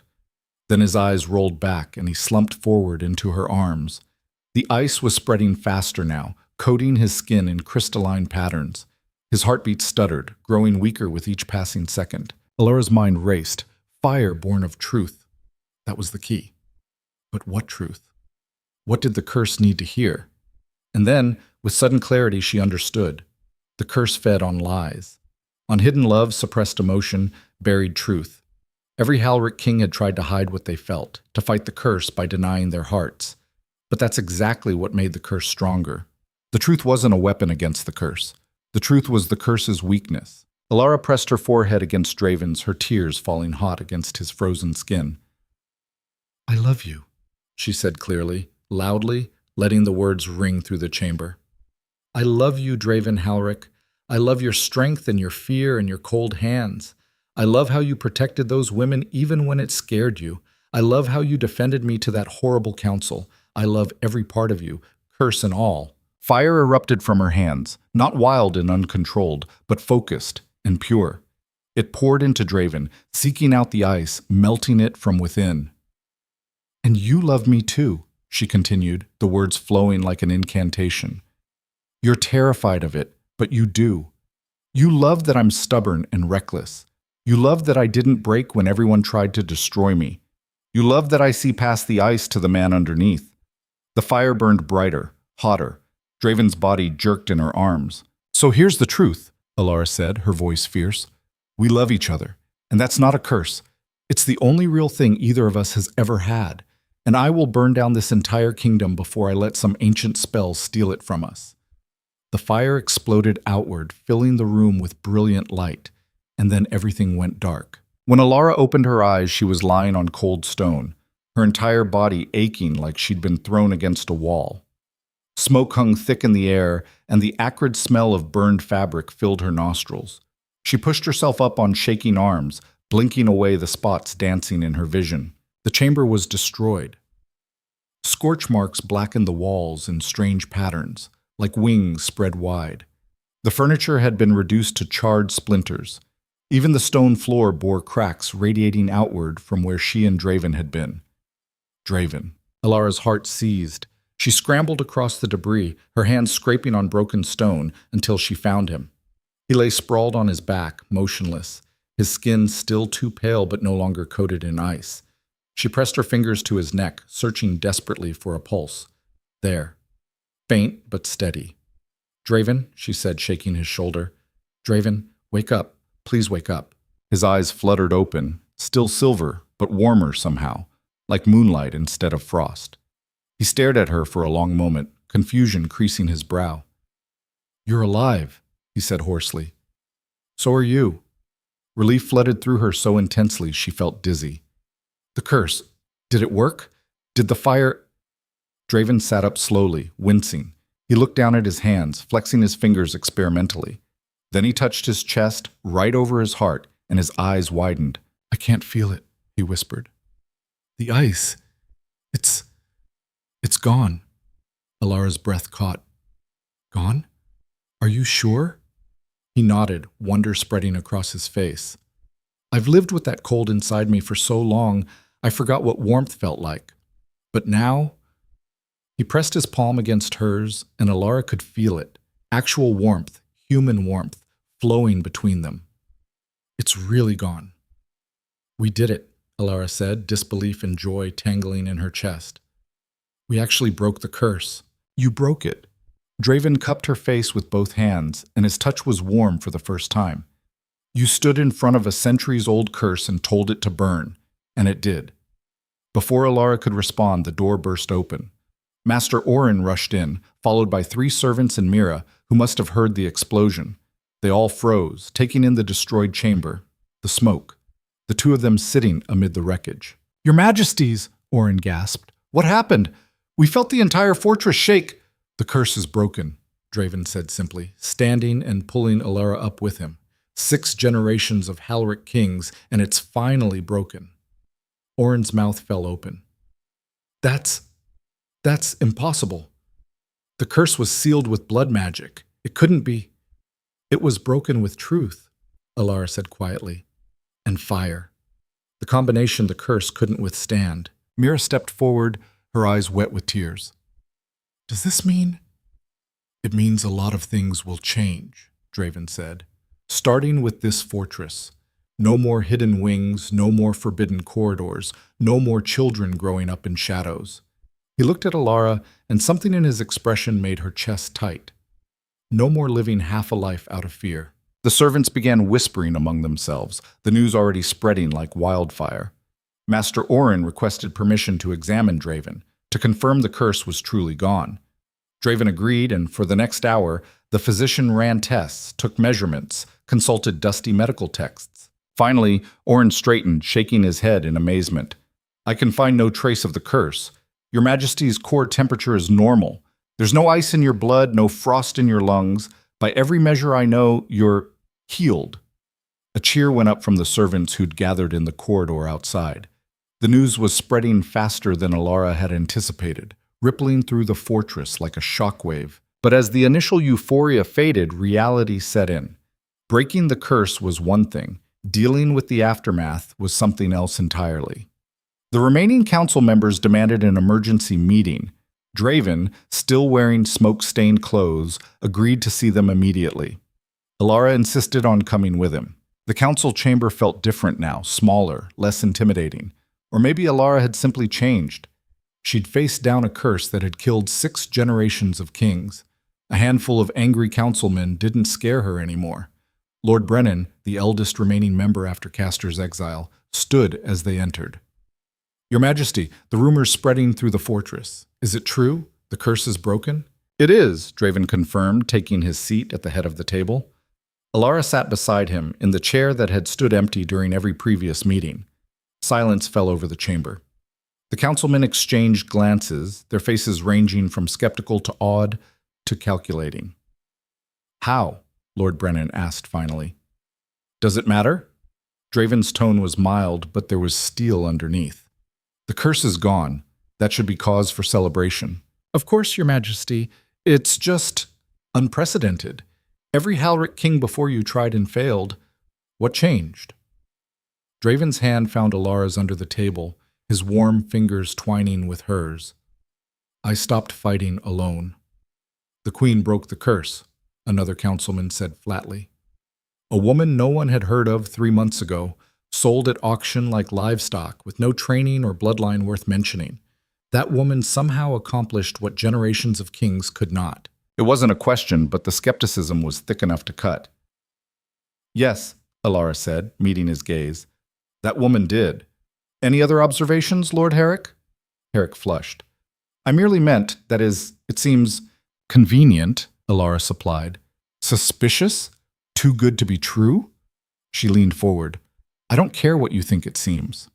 The curse is broken, the king lives, and this kingdom finally has a chance at a future without that shadow hanging over it.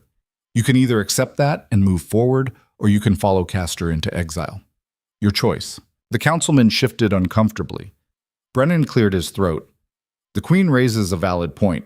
Whatever our reservations about the circumstances, the outcome is undeniably positive for the kingdom.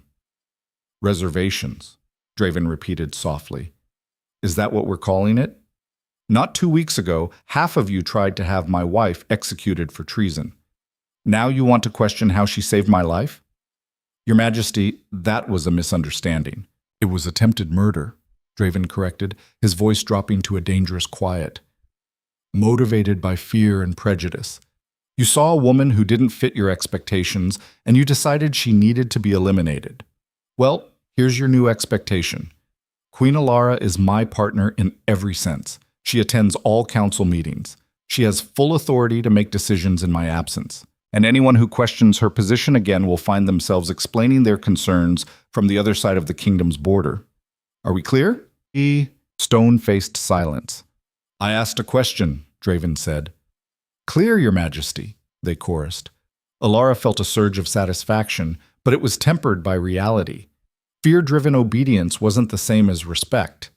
These men would smile and bow and wait for the next opportunity to undermine her.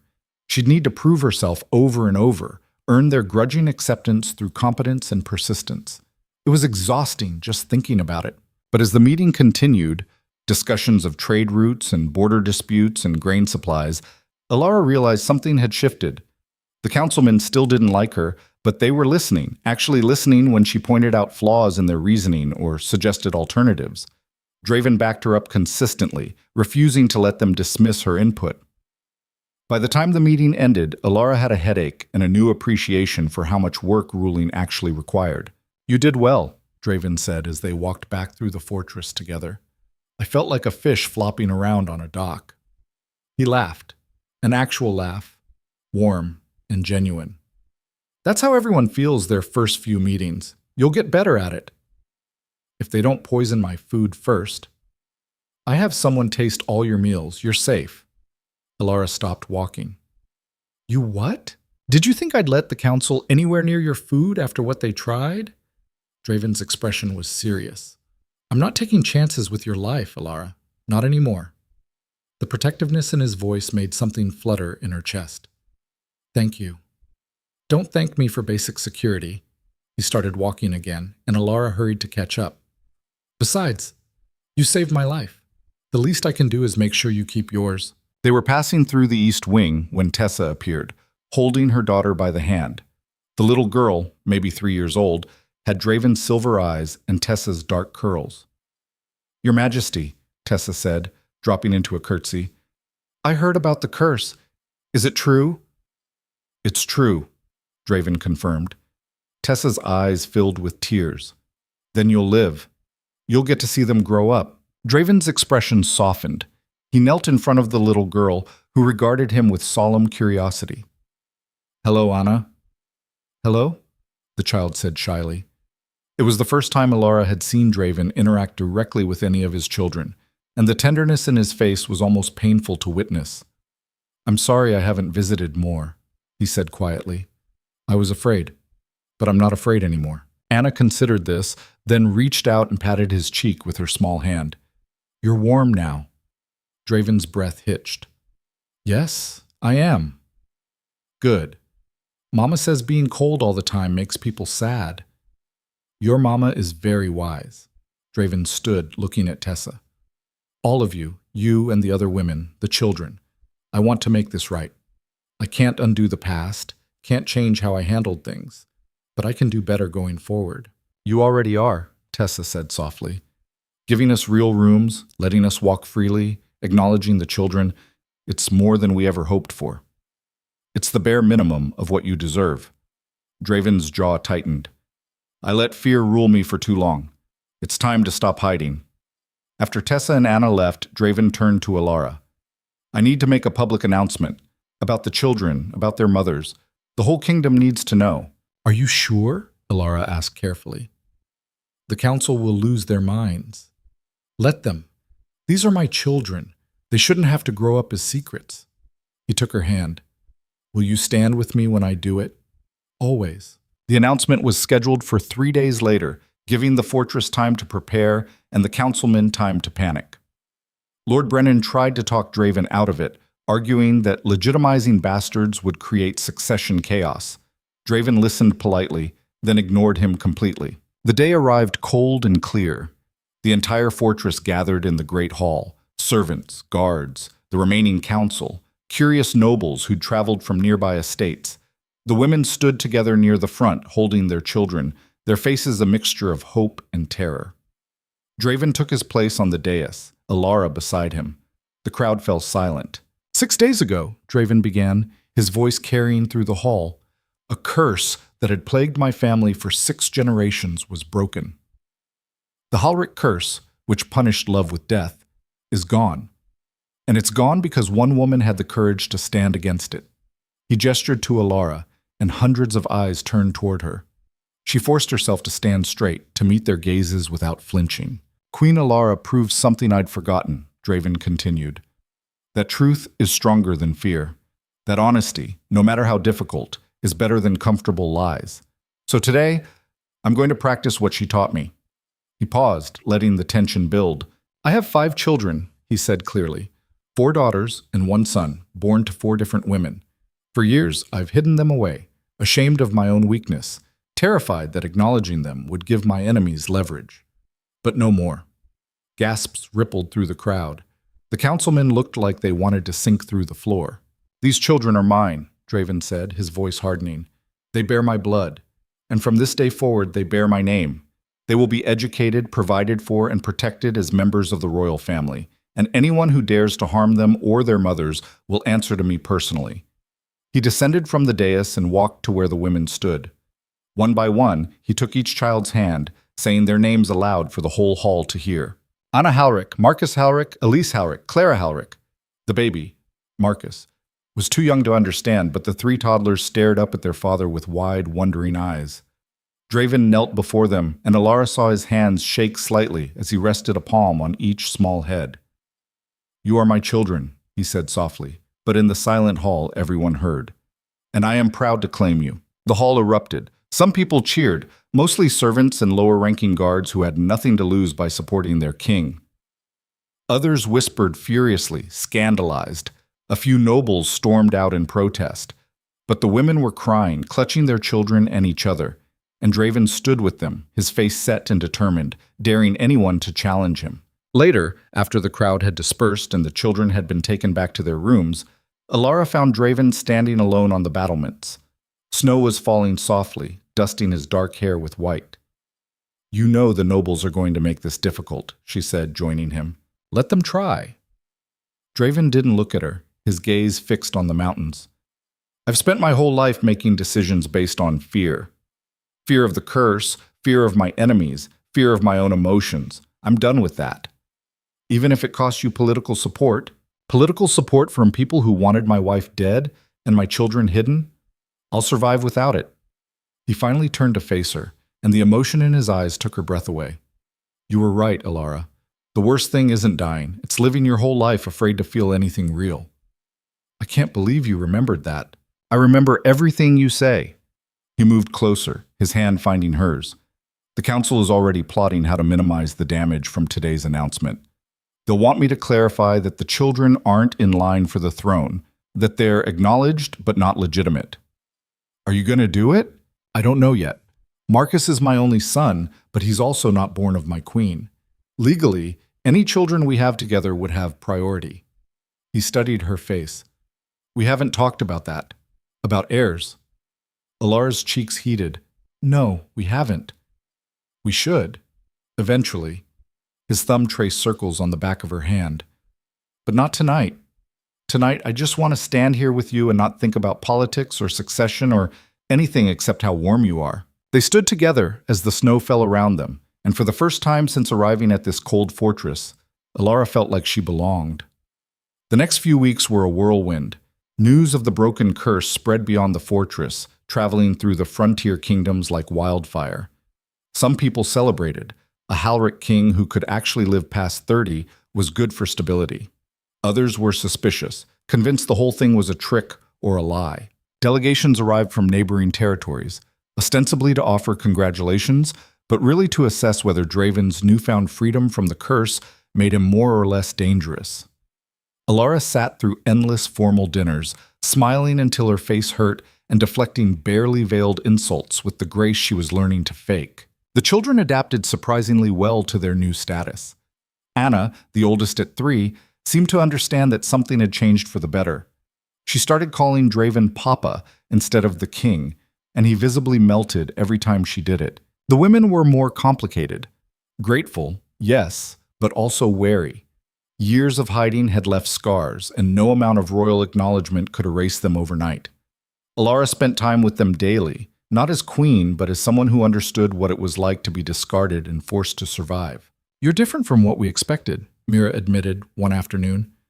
They were in the gardens. Real gardens now, cleared of snow and planted with winter-hardy flowers. "When Draven first brought you here, we thought you'd be just another political pawn, someone who'd use us to gain power over him." "I was a political pawn," Alara said, "just not the kind anyone expected. But you're not anymore." "No, now I'm—" Alara paused, searching for the right word. "Now I'm choosing my own moves." Mira smiled. "Good. We could use more women like that around here."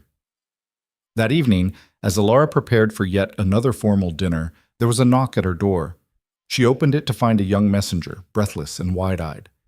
"Your Majesty, there's a visitor at the gates. He's asking for you specifically, says he's your father." Alara's blood went cold. "My father." "Lord Kevin Vane, should I tell the guards to turn him away?" Every instinct screamed yes. She never wanted to see that man again, never wanted to hear his voice or look into those cold gray eyes that had condemned her without a shred of remorse. But another part of her, the part that had melted an iron door and broken an ancient curse, wanted answers. "No," she said slowly. "Let him in. Take him to the small receiving room and tell him I'll be there shortly." "Your Majesty, are you certain? After what he did—" "I'm certain. And send for the king as well. He should be present for this." The messenger bowed and hurried away.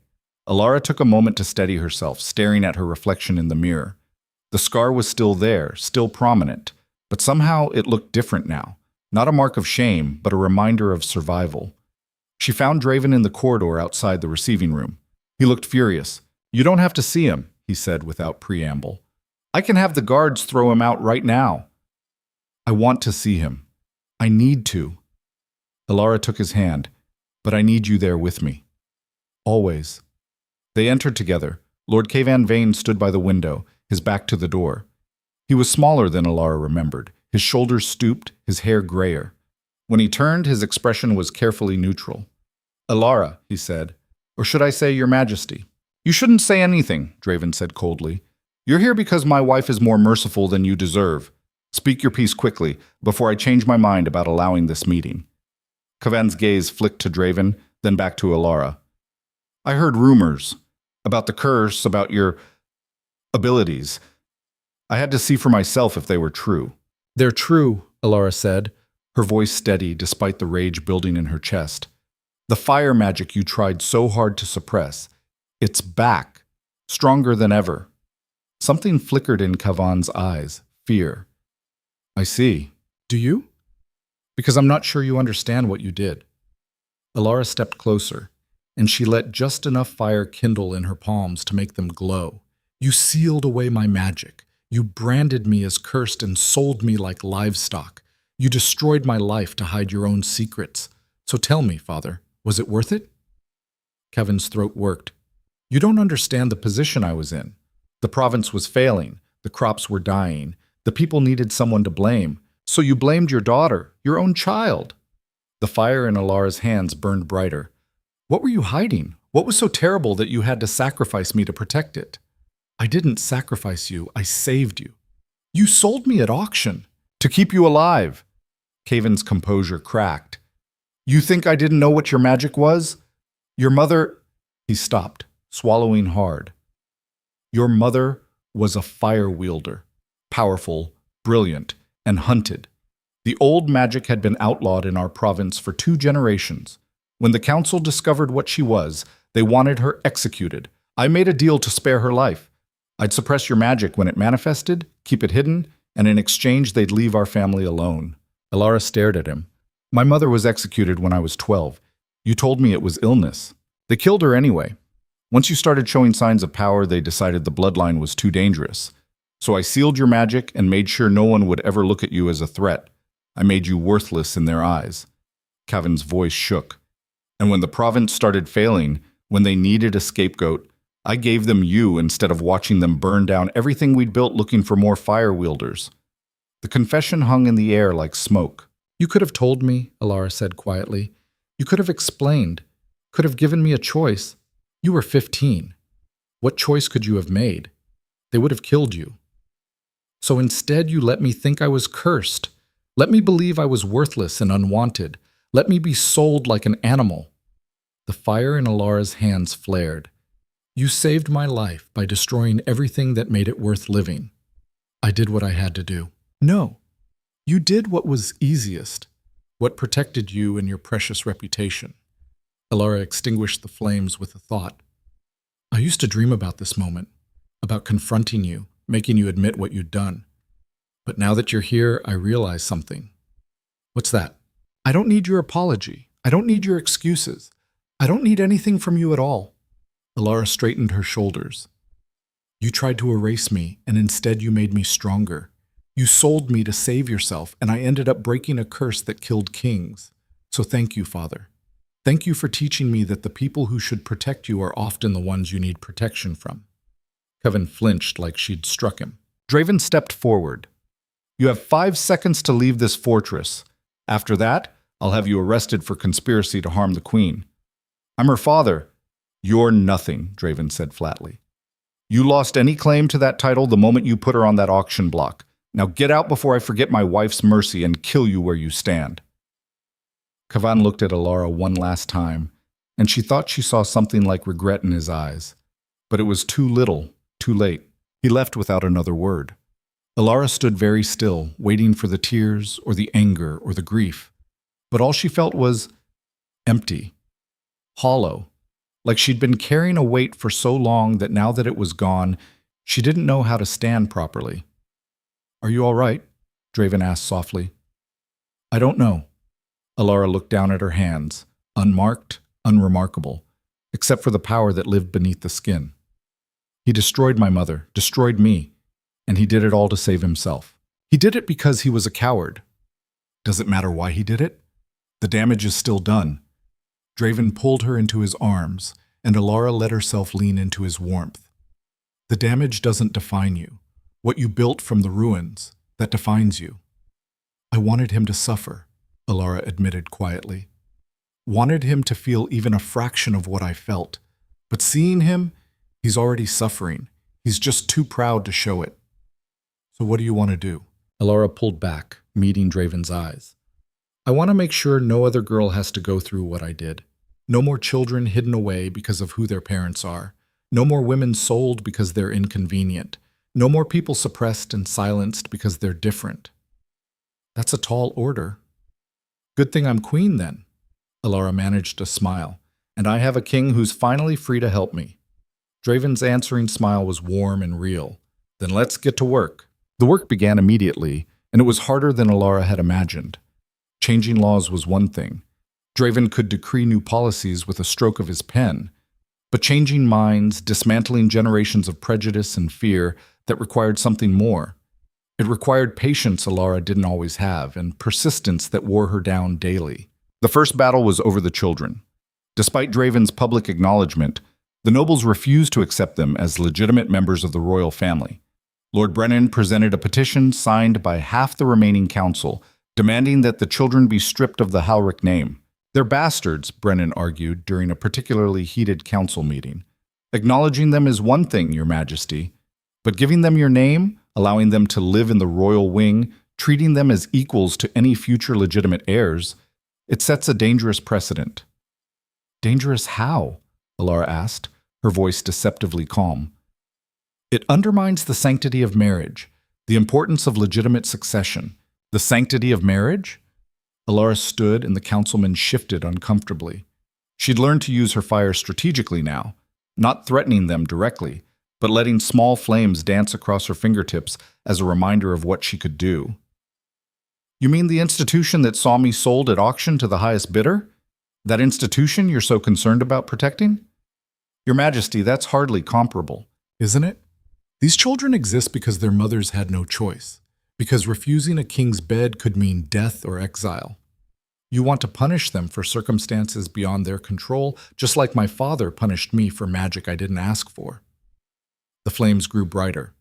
Well, I'm done with that logic. Those children are Halrics. They'll be educated, protected, and treated with the respect they deserve. And if any of you have a problem with that, you're welcome to follow Castor into exile. The threat landed. No one argued further that day. But the whispers continued.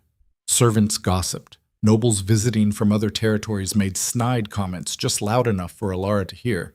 The children were called names, bastards, mistakes, the king's shame.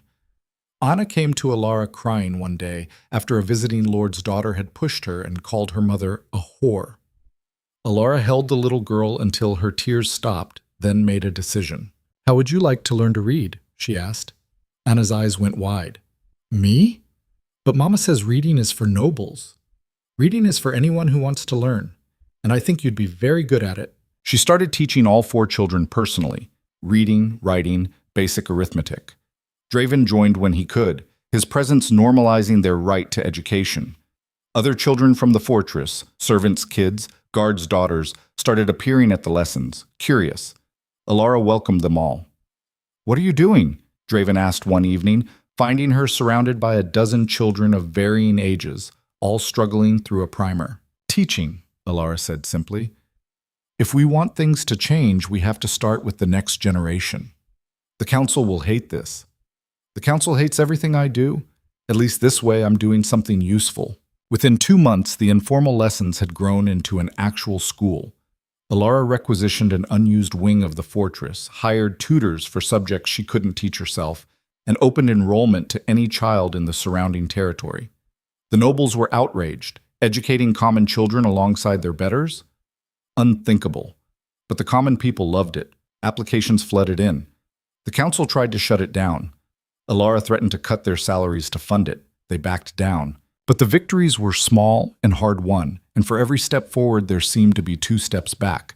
A visiting delegation from a southern territory refused to recognize Alara as queen, calling her a jumped-up commoner playing dress-up. She'd had to sit through an entire dinner smiling politely while they insulted her to her face. I wanted to burn them, she admitted to Draven that night. All of them. Just set the entire table on fire and watch them scramble. Why didn't you? Because then they'd be right about me. They'd say I was dangerous, unstable, exactly the monster they think I am. Draven pulled her close. You're not a monster. You're just tired.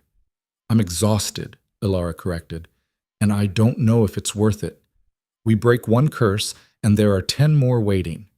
We acknowledge the children, and the nobles treat them worse. We open a school, and half the parents pull their kids out because they don't want them associating with bastards and commoners. So we keep pushing, keep fighting. For how long? Until I burn out completely? Draven was quiet for a moment, then, do you want to stop? The question caught Alara off guard. Did she want to stop?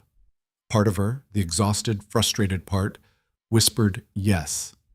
It would be easier to retreat to her comfortable chambers, play the decorative queen, let the world continue as it always had. But another part, the part that had survived her father's betrayal and the auction block and a deadly curse, refused to quit. No, she said finally. But I need something to change, something big enough that people can't ignore it anymore. Like what? Alara sat up, an idea forming. The auction houses, where I was sold, where thousands of other women are still being sold. We shut them down. Draven's eyes widened. That's ambitious. It's necessary. As long as those places exist, as long as women can be bought and sold like livestock, nothing really changes. The auction houses are legal, protected by old treaties. Half the nobility uses them to dispose of inconvenient daughters or acquire servants. You're talking about dismantling an institution that's existed for centuries. Good, Ilara said fiercely. It's about time someone did. She spent the next 3 months researching. The auction houses operated under laws written generations ago when women had even fewer rights than they did now. But she found loopholes, contradictions, places where the old laws conflicted with newer statutes. She built her case carefully, methodically, consulting with scholars and legal experts. Finally, she presented her findings to the council. The auction houses violate 3 separate treaties on human dignity, she explained, laying out documents across the council table. They contradict the Edict of Personal Liberty passed 20 years ago, and they directly conflict with the Marriage Reform Act, which states that all unions must be entered into with mutual consent. Those laws don't apply to auctions, Lord Brennan argued. The women sold aren't entering marriages. They're becoming servants, laborers. They're becoming slaves, Ilara cut in. Let's use the actual word. These women have no choice, no freedom, no rights. They're property. And we're saying that's acceptable because we've been doing it for a long time? She leaned forward. Slavery was legal once, too. We changed that. This is no different. It's completely different. How? Explain to me how selling human beings is different just because we call them unwanted women instead of slaves. Silence. The king supports this proposal? Another councilman asked. Draven nodded. Completely. The auction houses are a stain on our kingdom. They end today. And what about the women currently in them? What happens to them? They go free, Ilara said. We establish shelters, provide job training, help them rebuild their lives. It'll be expensive, but it's the right thing to do. The vote was close, closer than Ilara had hoped. But it passed. The auction houses would be shut down within 6 months, with transition plans in place to help the women imprisoned there. News spread quickly. Some territories applauded the decision. Others condemned it as radical and dangerous. But Ilara didn't care about their approval anymore. She cared about results. 4 months after this council vote, she and Draven traveled to the auction house where she'd been sold. The same stone building, the same iron-barred windows, but this time she arrived as a queen, not a prisoner. The auction master recognized her immediately. His face went pale. Your Majesty, he stammered. This is unexpected. Open the cells, Ilara said. All of them. Now. But the auctions are still legal for 2 more months. Draven stepped forward, and ice literally crackled in the air around him. He'd learned to control his power after the curse broke, but he could still summon enough cold to make a point. My wife gave you an order. Follow it, or I'll freeze this building solid with you inside it. The auction master scrambled to obey. One by one, the cells opened.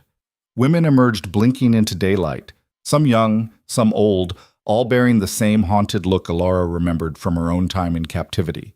She'd brought physicians, counselors, and representatives from the new shelters to help them. But she also wanted to do something herself.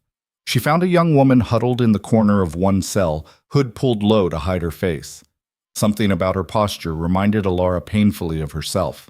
It's over, Ilara said gently. You're free. The woman looked up, and Ilara saw a burn scar covering half her face. Free to go where? Do what? I'm marked. No one will hire me. No one will. I will. Ilara extended her hand. I need staff at the new school. Teachers, administrators, people who understand what it's like to be discarded and fought their way back. Interested? The woman stared at her hand like it might be a trap. Then, slowly, she took it. Yes, she whispered. Yes, Your Majesty. They freed 83 women that day. Not all of them accepted help. Some were too broken, too afraid, too damaged by years of captivity. But most did. And watching them walk out of those cells, watching them step into sunlight as free people, Ilara felt something loosen in her chest. This was why she'd fought. This was what made the exhaustion worthwhile. On the journey back to the fortress, Draven took her hand. You did it. We did it, Ilara corrected. No. You dreamed it, you researched it, you fought for it. I just signed the papers. He smiled. You're changing this kingdom, Ilara, one burned bridge at a time. Literally, in some cases. He laughed. Literally. But the fight wasn't over. 2 weeks after the auction house liberation, news arrived that changed everything. Lord Cavan Vane was dead. The message came via a terse letter from the province magistrate. Heart failure, they claimed. But reading between the lines, Alara suspected suicide. Her father had lost everything, his reputation, his title, his daughter. In the end, the shame had killed him. She didn't cry, didn't feel much of anything except a distant, hollow sadness. "You should feel something," she said to Draven that night.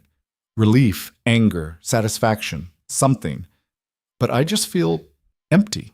"He was still your father," Draven said. "However terrible he was, that bond doesn't just disappear." "I wanted him to see it. Wanted him to watch me succeed, to realize how wrong he'd been." Alara stared at the fire burning in the hearth. "But he died still believing he'd done the right thing, still convinced that destroying me was somehow saving me." "Then prove him wrong anyway. Keep building this kingdom into something better. That's the best revenge." Alara considered this. Not revenge, justice. There's a difference. Is there? Revenge is about making him suffer. Justice is about making sure no one else does. 3 months later, Alara discovered she was pregnant. The realization came slowly, the nausea she'd been attributing to stress, the exhaustion she'd blamed on overwork, the sensitivity to smells that had made council meetings almost unbearable. Master Oren confirmed it with barely concealed delight. "You're approximately 8 weeks along, Your Majesty. Healthy, strong. Congratulations." Alara sat with the news for several hours before telling Draven. When she finally found him in his study, reviewing border reports, she almost lost her nerve. "I'm pregnant," she said without preamble. Draven's pen froze mid-word. He looked up, his silver eyes wide. "You're certain?" "Oren is certain. I'm terrified." Draven was around the desk in seconds, pulling her into his arms. "Why terrified?" "Because everything changes now. The succession, the politics, the council's expectations." Alara's voice cracked. "What if I'm a terrible mother? What if I mess this up the way my father messed me up?" "You won't. You don't know that." "Yes, I do." Draven pulled back to look at her. "Because you've spent the last year fighting to protect children who aren't even yours. Because you see Anna and Marcus and the others as people, not political tools. Because you're nothing like your father. But what if the baby inherits my fire magic? What if it manifests early and I can't control it and something happens? Then we'll deal with it. Together." He rested his forehead against hers. "You're not alone anymore, Alara. Whatever happens, we face it together." The baby was born on the first day of spring, screaming her way into the world with impressive volume. A girl, healthy and whole, with Draven's silver eyes and Alara's dark hair, and a grip that was surprisingly strong for something so tiny. "She's beautiful," Draven whispered, holding his daughter for the first time with shaking hands. "She's loud," Alara said, exhausted and exhilarated. "Takes after her mother." They named her Sarah, after the old word for fire. And watching Draven cradle their daughter, watching his face soften with wonder and fear and overwhelming love, Alara felt something shift inside her. This was what the curse had tried to destroy. This moment, this family, this fragile, terrifying, beautiful thing they'd built from the ashes of broken expectations. The council pushed for a grand celebration, a formal presentation of the heir. Alara agreed, but on one condition. "All the children attend," she said firmly. Anna, Marcus, Elise, Clara, they stand beside Sarah as family. Not hidden, not secondary. Family. Lord Brennan started to protest, but Draven cut him off. "The Queen's terms are non-negotiable. All our children will be present, or there will be no presentation at all." The presentation took place in the Great Hall, packed with nobles and dignitaries from across the frontier kingdoms.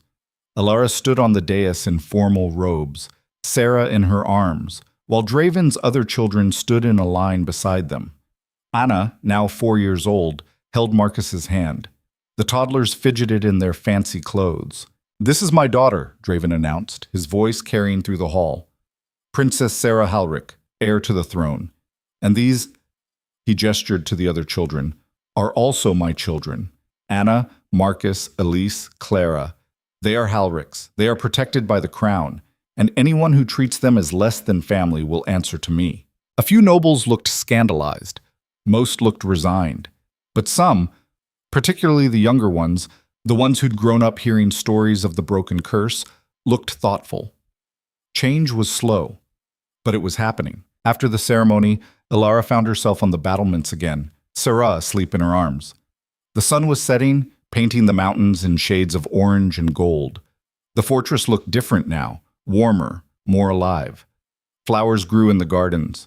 Children's laughter echoed through corridors that used to be silent.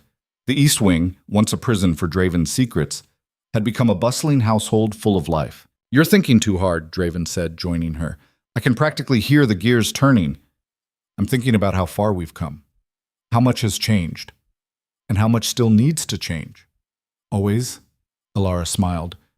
"But that's what keeps it interesting." Draven wrapped an arm around her shoulders, careful not to jostle the sleeping baby. "Do you ever regret it, being sold, ending up here, all of it?" Ilara considered the question seriously. A year ago, she would have said yes without hesitation. But now, looking at the fortress she'd helped transform, the children she'd helped protect, the kingdom she was slowly reshaping. "No," she said finally. "I regret what my father did. I regret the years I spent believing I was worthless. But being here, fighting these fights, becoming who I am now, I don't regret that. I wouldn't trade it. Even on the hard days? Especially on the hard days, because the hard days prove I'm strong enough to survive them." They stood together as the sun disappeared behind the mountains, and Ilara thought about the girl she'd been. Hooded, scarred, standing on an auction block and praying for invisibility. That girl had wanted to disappear, to become so small that no one would notice her enough to hurt her. But that girl was gone. In her place stood a woman who'd learned that visibility was power, that refusing to hide, refusing to shrink, refusing to accept the roles others tried to force on her, that was how real change happened. "What are you going to teach her?" Draven asked, nodding at Sarah. "When she's old enough to understand?" Ilara looked down at her daughter's sleeping face. "I'm going to teach her that she's not defined by other people's expectations, that scars don't make you broken, they make you proof that you survived, that the fire inside her is a gift, not a curse, and she should never let anyone convince her to suppress it." Quite a curriculum. She's going to need it. Being a princess won't be easy, especially with me as her mother. The nobility will scrutinize everything she does, looking for proof that I'm raising her wrong. Let them look. They'll see a girl being raised to think for herself, fight for what she believes in, and refuse to accept injustice. If that's wrong, I don't want to be right.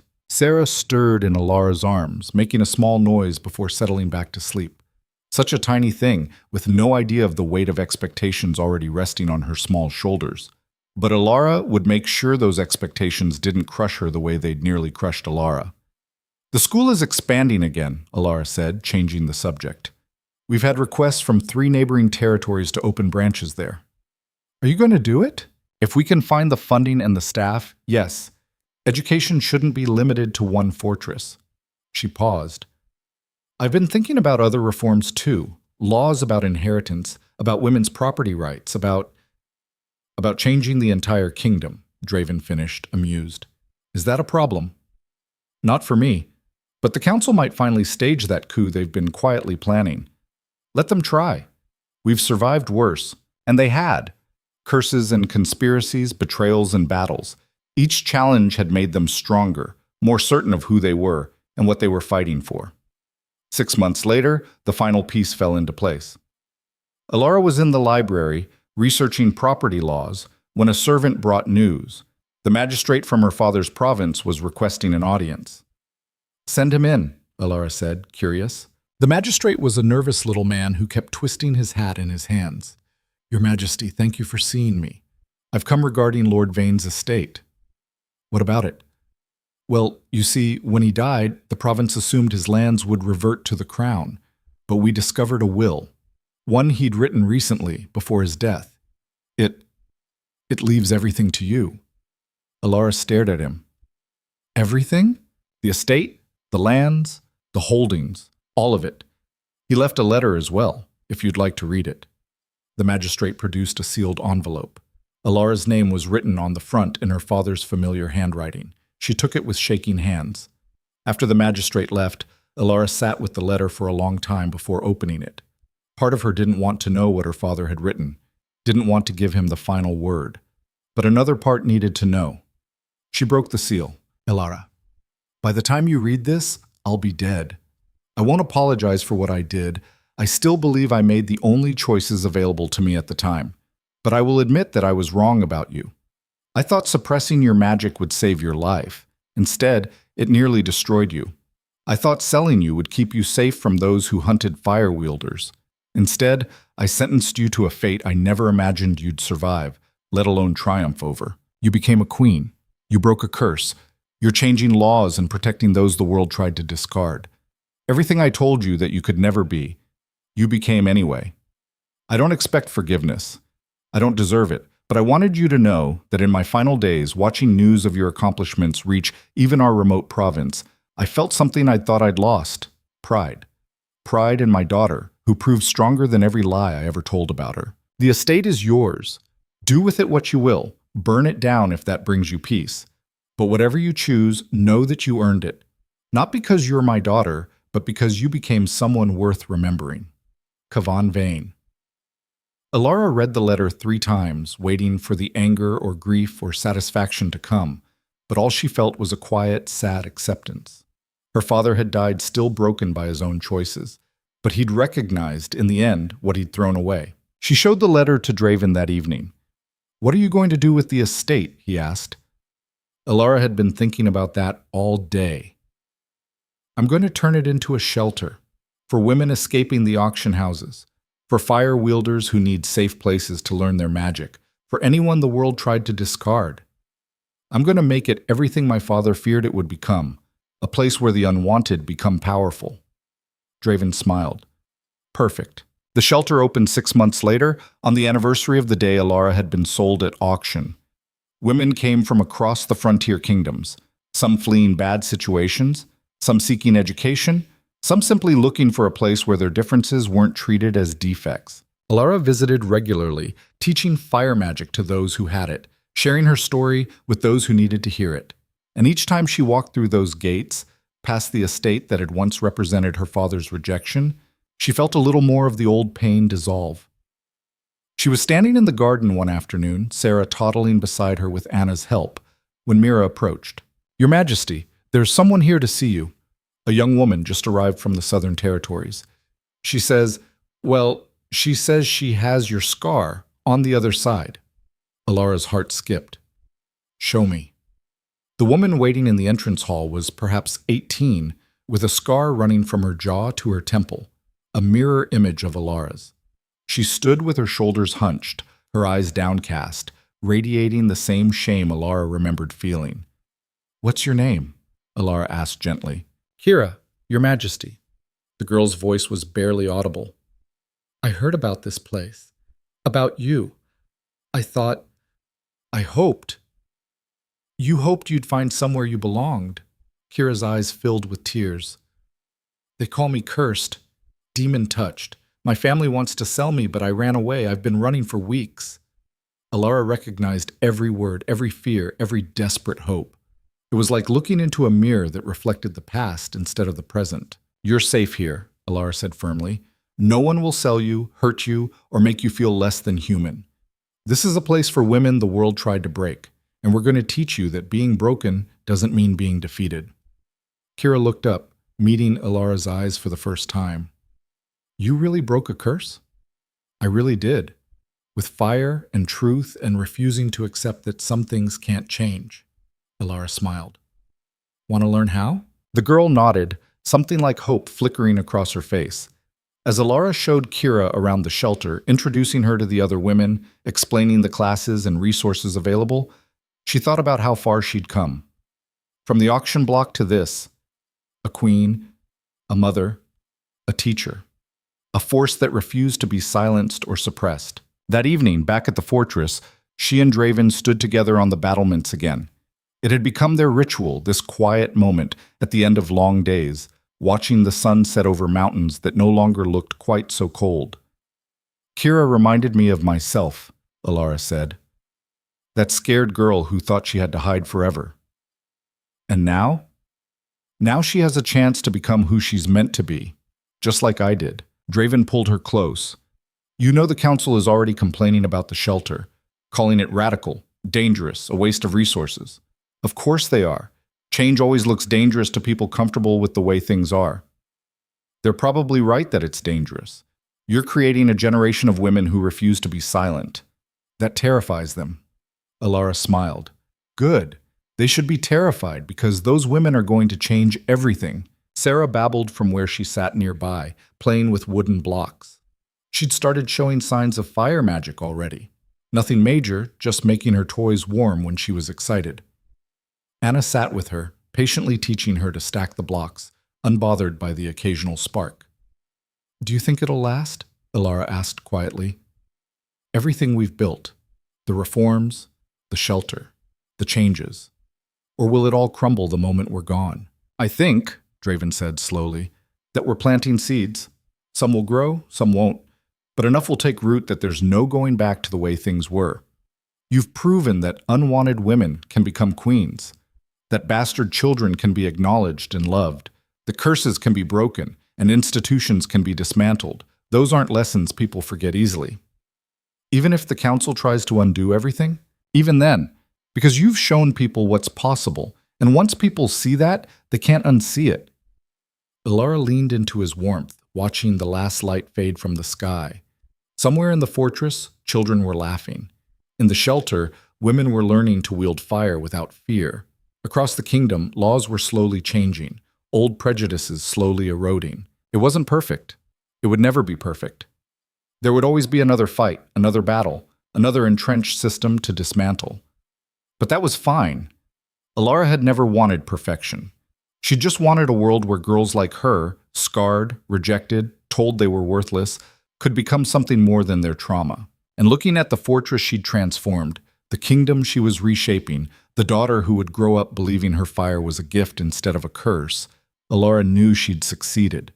She'd been sold as a cursed girl on an auction block. She'd become a queen who burned lies to ash and rebuilt from the truth. And she'd proven that sometimes the people everyone rejects are exactly the ones who change the world. I love you, Draven said quietly. I know. Alara smiled. And you're not freezing to death, so that worked out well. He laughed, warm and genuine. Best decision I ever made, choosing the scarred girl in the hood. Best decision I ever made, taking your hand. They stood together as stars appeared in the darkening sky, the future uncertain but no longer terrifying. Because whatever came next, they'd face it together. And if the world tried to silence them again, tried to suppress them again, tried to tell them that some things couldn't change, well, Alara had fire. And she wasn't afraid to use it. Sarah made a happy noise, and a small flame appeared above her palm, dancing like a candle. Anna clapped, delighted. And Alara thought about all the children who would grow up in this new world, learning that their differences made them powerful instead of broken. That was her legacy, not the crown or the title or the laws she'd changed, though those mattered too. Her real legacy was this: proof that the rejected could rise, that the cursed could heal, that fire born of truth could burn down any lie, no matter how old or powerful, and that sometimes the girl everyone thought was worthless turned out to be the one who saved them all.